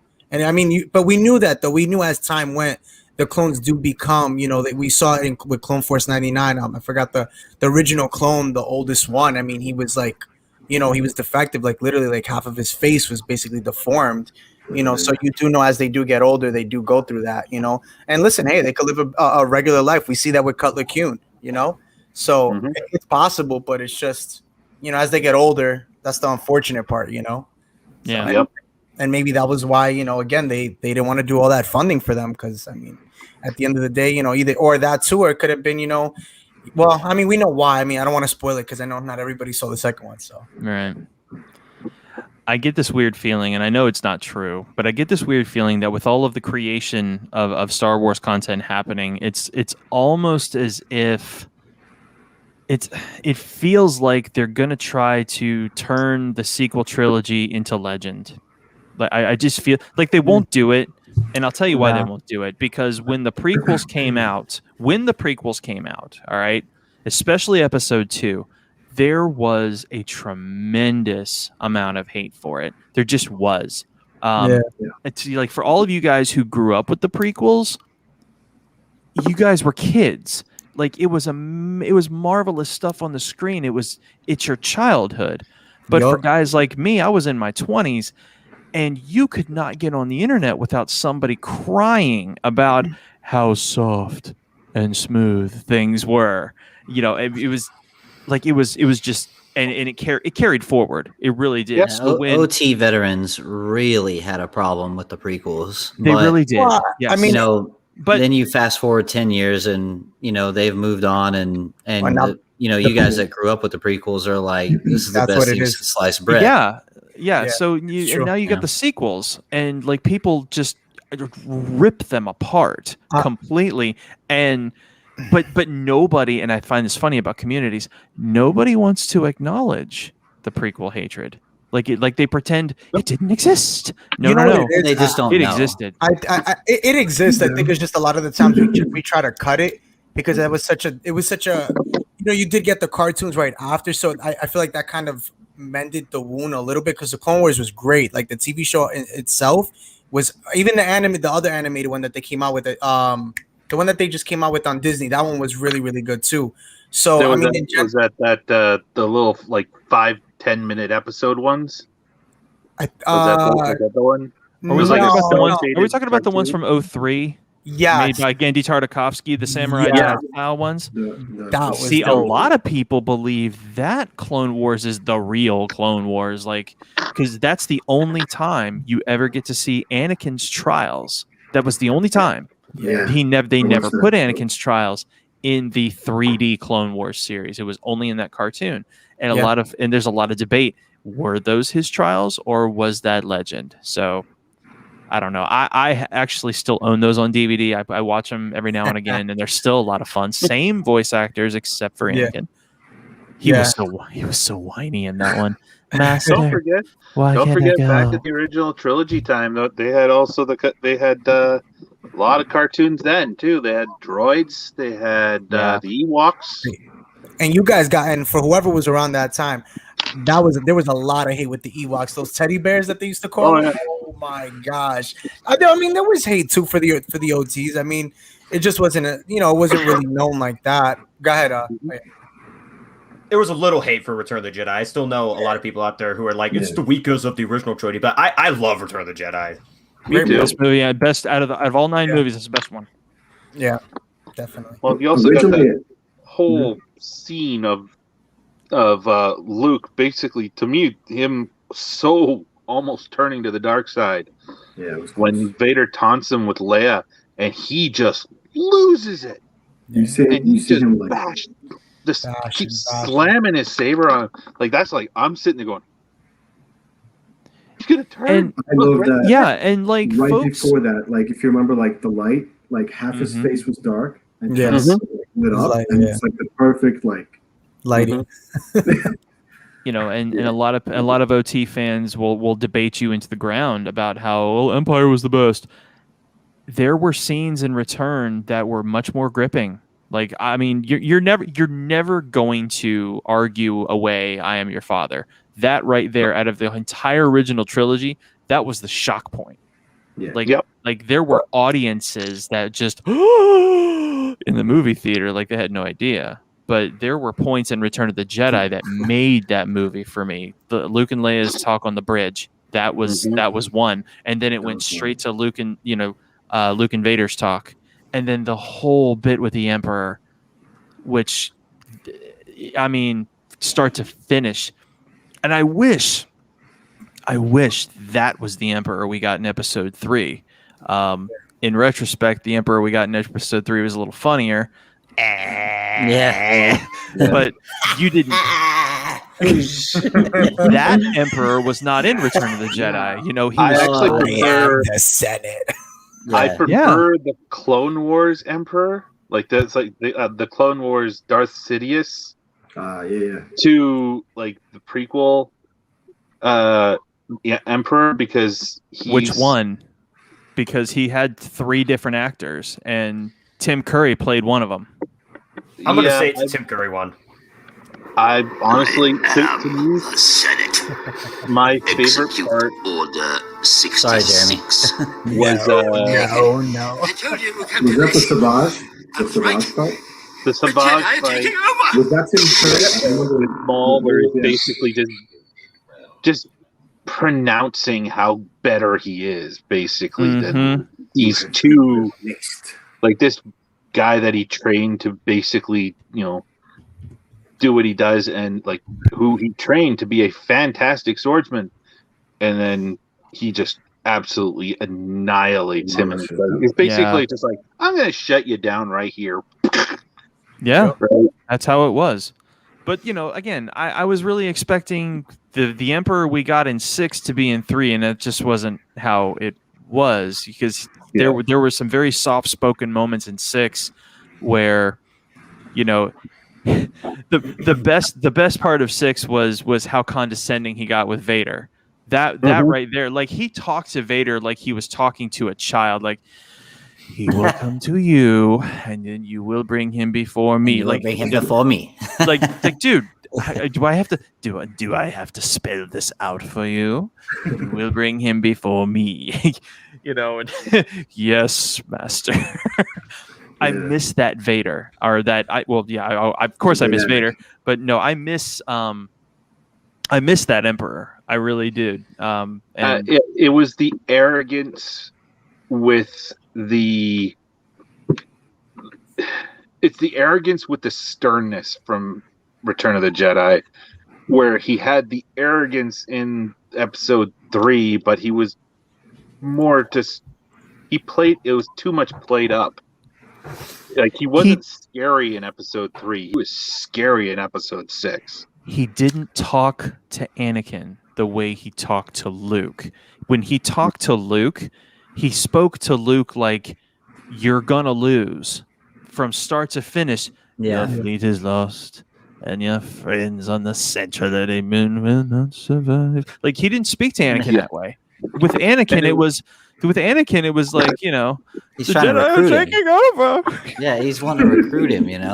I think there's one scene that does stand out of Episode 3 Anakin, and in my opinion, it's the scene where Anakin finds out he's the Sith Lord. I think that's a great scene where he's sort of like his Episode 6 self in that scene, where he's like, are you going to kill me? And Anakin's like, I would certainly like to. And he's like, I know you would.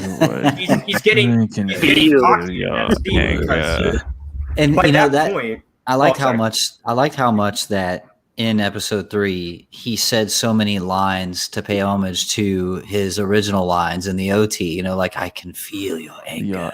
You know, it gives you focus. You know, and he's like, that right there is the brilliance of George Lucas. But my favorite line out of that whole sequence in that particular part is his voice, and he's like, henceforth you shall be known as Darth Vader. That's the thing. For some reason,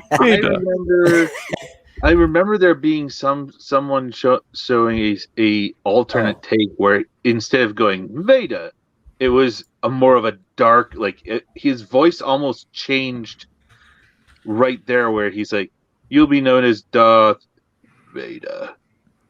Yeah, and I think but it was like a surprise, sort of enlightenment, like an epiphany. Vader. I like that name. Let's go with it. Rise. Write that down.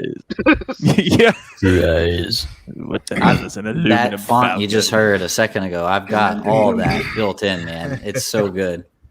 Execute Order 66. And that's just the boot sound.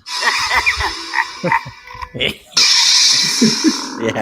Just like trolling everybody. Oh my god.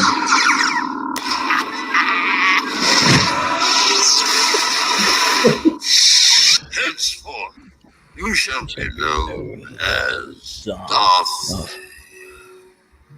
Vader. I was like perfect. my I man didn't had even to plan like that. guess. Like literally, he had to guess out of a hat. Like, I guess we'll just call him Vader. Vader. And then German for father. That stupid It's laugh, sort of like not Liam in the chat said, the scene, you know, where he's in the opera, like the what is it, the Senate courthouse or whatever the hell. Yeah.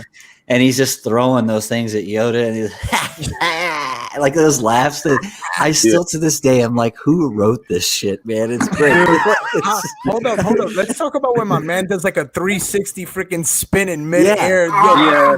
Crazy.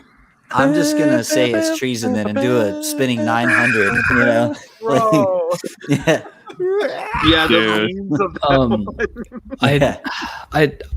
I forget who made it, but there's a guy on YouTube that made like an animated parody of Palpatine from the sequel trilogy, and he's like talking with one of the basic crewmates on the ship, and he's like, "I want a billion Star Destroyers.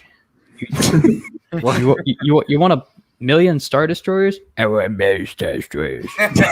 You want to bury Star Destroyers? I want billion Star Destroyers. Put them in the dirt." Like, but why? So that 30 years from now, I could be the one that was pulling the strings. Oh, I don't freaking know. That's hilarious. Oh my gosh, that's awesome. I mean, on a daily basis, I'm seeing, you know, prequel memes on Instagram and all this stuff. And the latest one that made me laugh the hardest was this Cinco de Mayo. And it was the Obi-Wan, I will do what I must. And he's like, it's Cinco de Mayo. And he's got a sombrero and a maraca. And he's like, I will do what I must. And he has like the sriracha sauce or something. There's one. I think Yeah. Oh, there was one where he goes. There was one where it was basically the scene between Padme and Padme, Anakin, and then Obi-Wan when they first show up on Mustafar, and Anakin goes, "It's Revenge of the Fifth," and she goes, "No, it's Cinco de Mayo," and she's, "You turned her against me," and it pans to Obi-Wan. He's got the maraca. Yeah. Oh, that's so funny. Dude. There's some really savage ones too, man. Like where Anakin's like choking her, and she's like, "Anakin, you're breaking my heart," and he's like, "You're pronouncing it wrong. It's neck. You know, it's no, don't be silly, Padme. It's pronounced neck." And you're like, "Oh God!" Like that's. I think the most savage one was when Mace is telling Anakin, "You need to reprogram that droid because I don't remember anyone calling you master." Oh yeah, those are the best ones, man. Dang, dude. Yeah, those are the most savage ones too. I'll tell you what. Go ahead. The last one I'll say, and I'll let it go, is I saw one where it was like episode 2, Anakin, where he talks about Padme, and he's like, you've grown more beautiful. I mean, and then she says, you'll always be that little boy, and then the next screen is Anakin with this like, this face, and it says wasted like Grand Theft Auto does. Oh man, it's so dude. You good. still got a little Wasted. insidious laugh in you, Brandon. I can sometimes. So good. That's my favorite, dude. I'm not gonna let go of that. I'm sorry.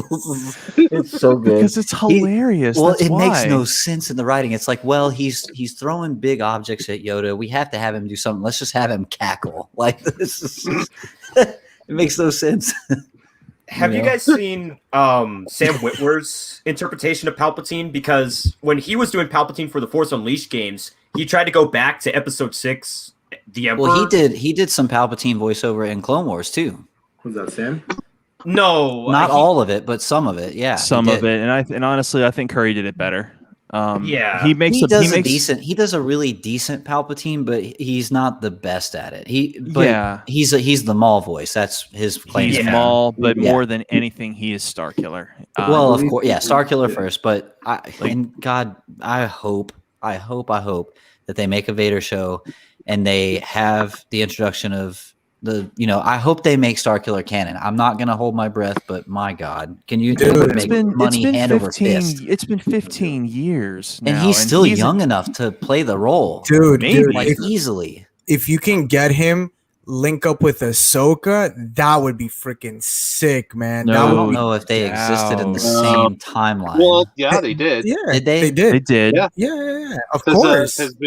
But what age would Ahsoka be? It wouldn't be Rosario Dawson's interpretation. She would be younger. He would right? his would be basically Rebels. Ahsoka. Yes. So that puts her at about 40, which is really close to Rosario Dawson's interpretation. I think she's actually. Hold on. Rebels is how many years after ROTJ? Pre-episode 4. Yeah, it's right. It's literally right before. Pre- It's no, actually, Rebels is. If I'm not. Wait a minute. No. Yeah. Rebels and Mando are very old. close to each other. Yeah. Luke is still pre-teen in Rebels. I'm sorry. He's 16. He's 16. I'm 16. Okay, so then Mando is way after. Mando is like. Oh, Mando's like right after 6 years. 6 after years Return after of the Jedi. ROTJ. Yeah. Yes. Like, Rebels is not quite that far. No, what you get is you get Prime Luke in Mando. That's what you get. You're getting a Prime Luke. He's like 25 or something. Yeah, something. Yeah. Yeah. Like the true master. Yeah. You know the Luke we deserved. Yes. Yeah. Oh yeah. Oh man. And then R2 shows up and I'm done.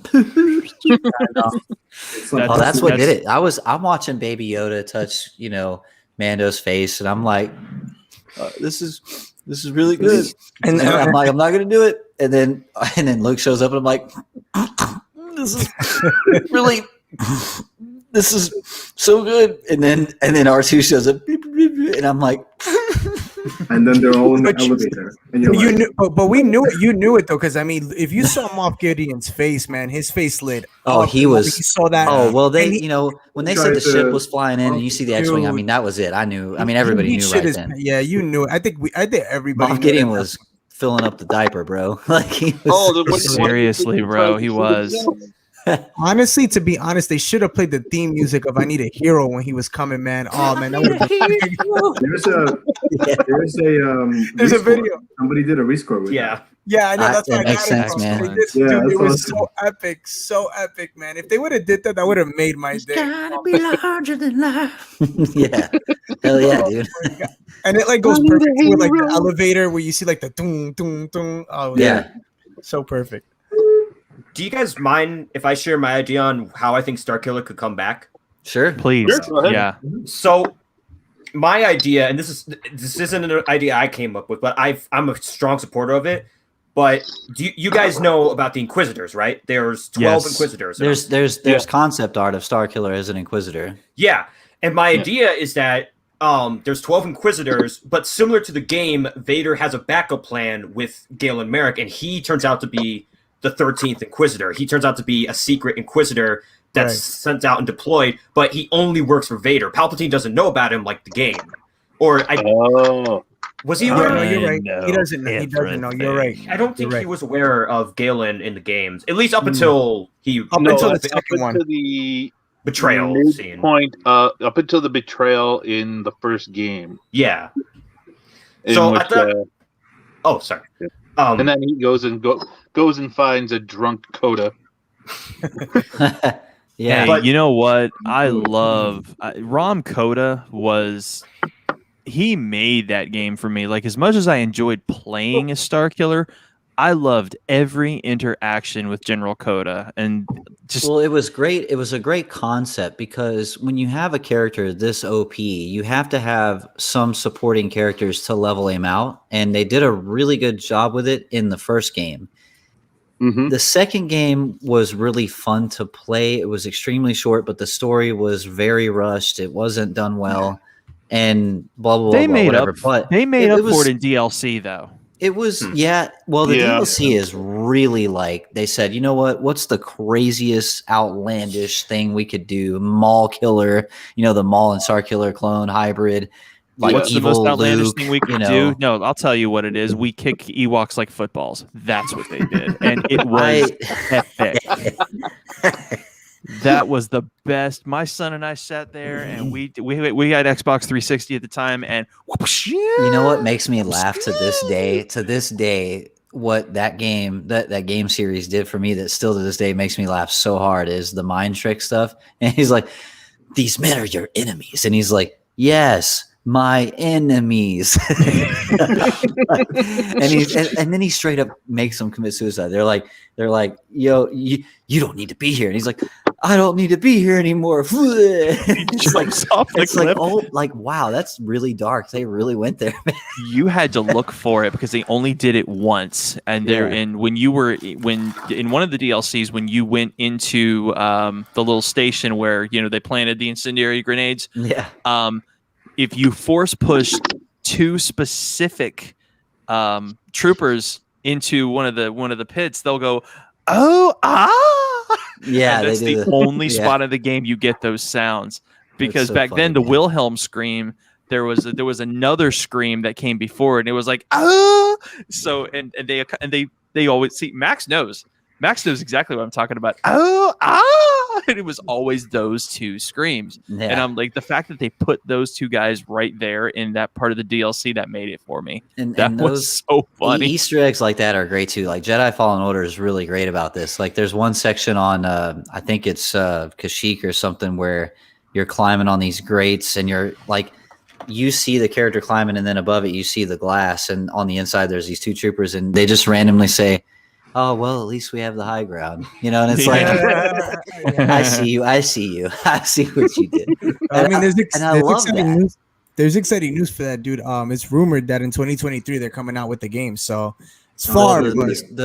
They've supposedly, sources have said that it will be a full trilogy of games. Yeah. I'm hoping that the next game will come out like next year, but if it's 23, that's fine too, as long as it's a great game, because I love the first game.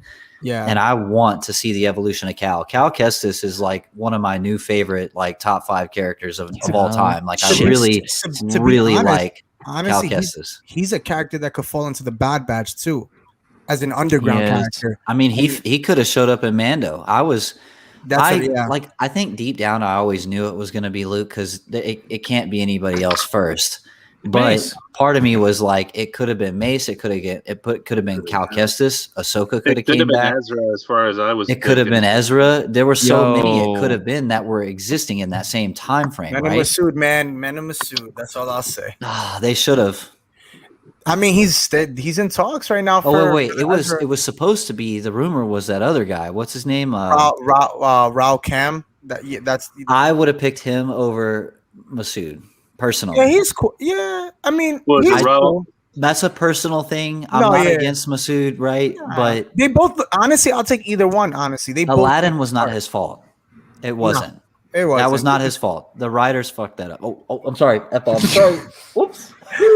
Oh, I mean, you're right. We're out of here. We're gonna bleep that out. I didn't say that. No. Family friendly. Sorry. No. It's all good. PG-13. You get one. You get one. do you guys want to know who I want to see come back in the sequel for Jedi Fallen Order, or at least I want to see as like a flashback? Yes, I would love, because unfortunately we never got enough screen time of him, but I wanted more time with Malicos. I really liked his character. And I wish they would have developed him a little bit more. I wish they gave us more, because if you go around, you can find like little echoes of like how he manipulated Marin. But I wish they gave us a flashback where they actually showed him as a Jedi, because he does look kind of similar to Coda in a ways. And I wish they would show him as like this all-powerful Jedi, just going through his clone troopers, like how he mentioned his clones betrayed him. But it would be so awesome to be like in a flashback where I always imagined he had a green lightsaber when he was a Jedi before they became red. I don't know, just like Coda, green works well for him. I think that's actually cool. That'd be a cool concept font for you guys, is a Jedi Malicos. I think that'd be cool. Wasn't it already done? I don't think anyone's done it yet. I don't know if they've done a Jedi Malicos.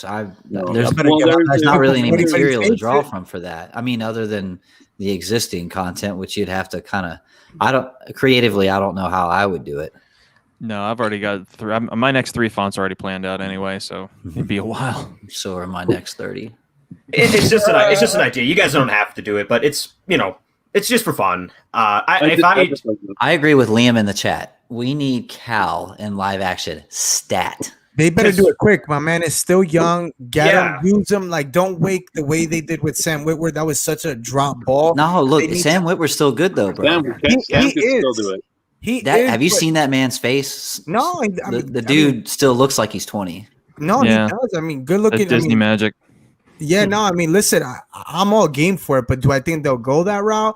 I don't think they will. Okay, so here's the thing. Here's what I think. I think if they ever did plan to bring Starkiller or Galen Merrick to live action, I think they would alter his backstory, and he wouldn't be this OP character. I think he would probably be really powerful, and they might not even take the route of him being a clone. You know, they might make a Vader show where they say that he was his secret apprentice, but they don't have to go with the backstory of him being a clone, and they don't have to go with the backstory of him being this OP nightmare, right?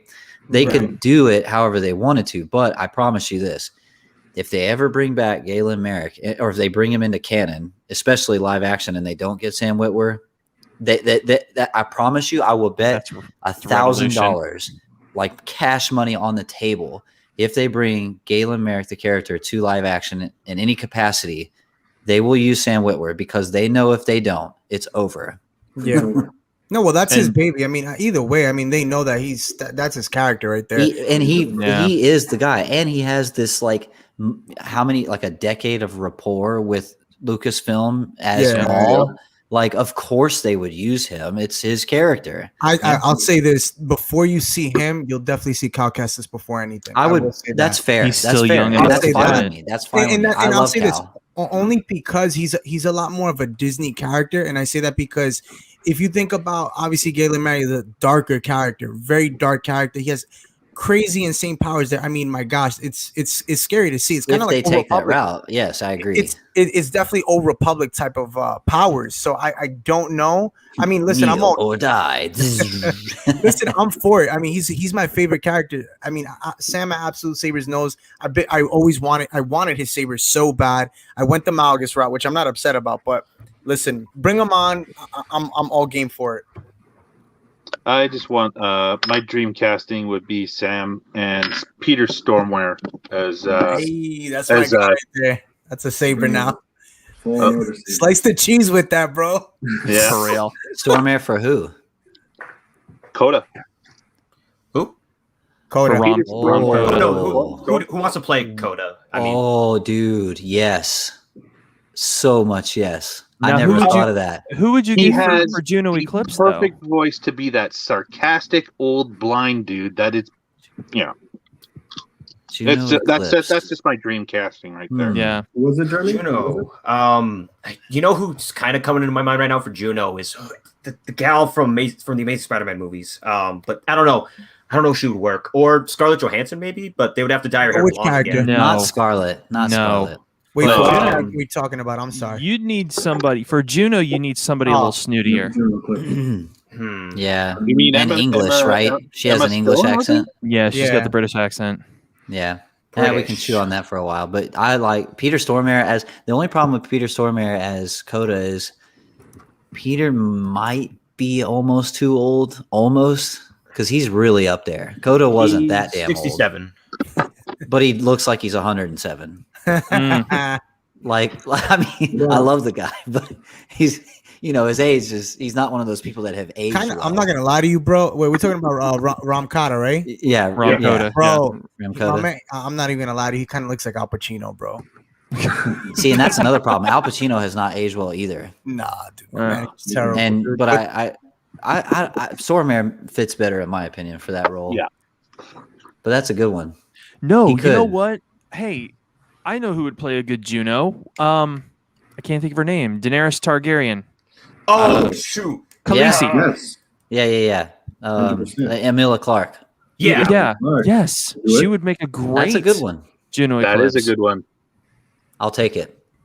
And can we just get Alan Tudyk as he's just going to play all the droids, right? Yeah. We'll just have him as the Well, sarcastic. whoever I don't know who played Proxy in the Force Unleashed, but yeah, we could get someone to play Proxy like Alan Tudyk or someone Here's else. the thing with Proxy, the amount of cameos you can get with his holograms.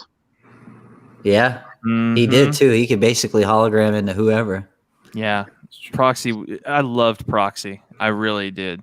There are not Searching many Imperial Records. Yeah. It's an For real. older person. Yeah. Obi-Wan. I need to go back and play that. I own both of those games on the Xbox Arcade 360. Yeah, but like on my Series X, I can play them. I need to go back and play those. Dude, man. the best was like. Here's the thing. Wasn't go that the first time they actually mentioned in the Star Wars series about the Kyber crystals being part of the Death Star? In more not in the comics, but in more mainstream. I have no idea. Because that was one of the things. Like he is when he stormed the place. It's like this is all Kyber crystals. It's a giant lightsaber type of thing. Yeah. So. Yeah. This brings up a random thought in my mind because I've been doing a lot of audiobooks lately. And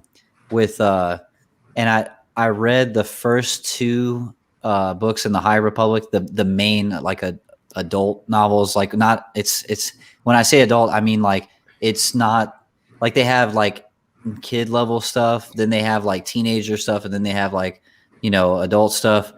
And there's this one thing in there where they talk about like this Jedi takes a crystal out of his saber and like basically makes it into this one shot and that's it, one and done blaster round, but it's so powerful that it like levels this massive vehicle in like one blow, dude. It's like this like, and he's like, and then his whole saber is like ruined, and it was really interesting that the way they describe the different uses out of a Kyber crystal and how much energy is in them. It's really cool. Yeah.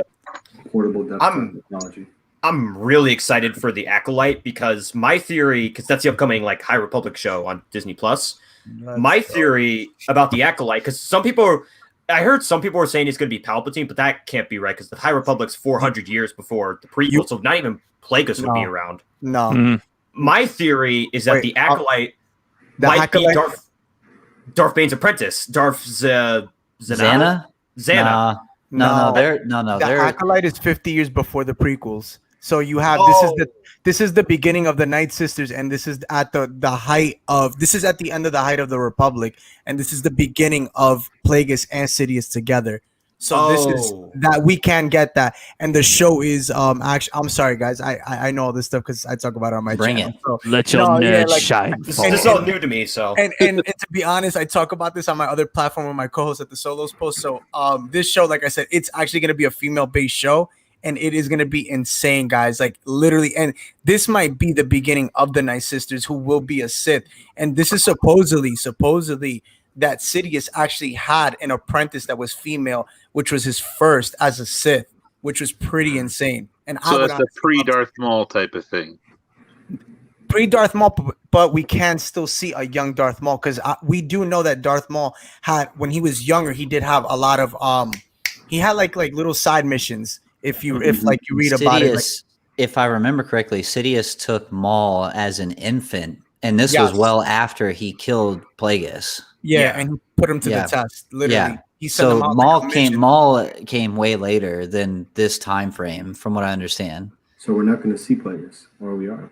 No, we don't know. Probably not. You can't. We don't know. You can. It's 50 years before. He'll exist in that time frame. Whether or not they want to show him is debatable. They'll show him, because this is also the time that you definitely can see Sidious learning something from Mother Tesla. So yeah, you definitely will see something with that. So and the fact that we could see the beginning of the Night Sisters, oh dude, I'm all for that show. Like literally, that's the show I've been honestly like. I feel like it's so underrated, and I can't wait for it to come out, because I feel like that's gonna be the intro. To be honest, I feel like it's gonna be the intro to a lot more Sith things to come for Disney's way. That's the show they need to capitalize on, because if they don't, I'm telling you now, it's gonna be a bad look on Disney. Bad look. Even worse than the sequels. Yup. Well, look, you guys, I actually have work in the morning, so I hate to cut this short. However, look, you guys who are still in the room, subscribe and put a like on everybody here and all of their platforms. You can join Rob the Rogue Jedi and myself, Force FX, on Fridays on Rob's channel. And that stream is called the Bad Batch High Council, where we've got just High Council. But we talk about Bad Batch and everything, so just check us out. And there is just a huge variety of Star Wars fandom there. It's more than just sabers. It's more than just fonts. I mean, there's cosplay. There's literally everything. Rob, can you tell people, just as kind of a sneak peek, what we can expect this Friday from us? Oh, so this Friday, and thank you, Blue Mamba. Yes, the High Council is definitely lit, guys. So if you haven't checked it out, go check out. It's actually on my platform. We went live yesterday, so go tune into that. It was definitely a fun one. And there's going to be plenty more of that. And for next Friday, I have some special guests from the Her universe who are actually they're ambassadors for them, so which is super exciting. And I have some cosplayers coming along, so definitely, guys, like and subscribe to the channel. Go check it out, and it is definitely a fun ride, and it's all for positivity for this awesome community that we have. Yep, and you'll be seeing some posts on Instagram concerning that. Future streams from Force FX. I'm going to be having Moon's Custom Armory back on for the official reveal and delivery of the Old Republic Padawan saber. That is going to be the sickest thing ever. I cannot wait to get that beast in my hand and start doing some fun get some fun reviews on that. I'll also be staying tuned on Facebook and Instagram in the coming days, maybe week or so, for Link's big surprise. That's going to take the community by storm. And always keep an eye on Shadowtech, Max, and Star Wars Haven for reviews from your favorite font makers, because we are definitely loading these guys down with fonts for to get all of your sabers sounding as great as they can be. So from Shadowtech, Link, Star Wars Haven, Moon's Custom Armory, Max Brown, and Rob the Rogue Jedi, and the leader of this mess of merry men, Force FX. We ain't got to go home, but we got to get the heck up out of here. May the Force be with you all.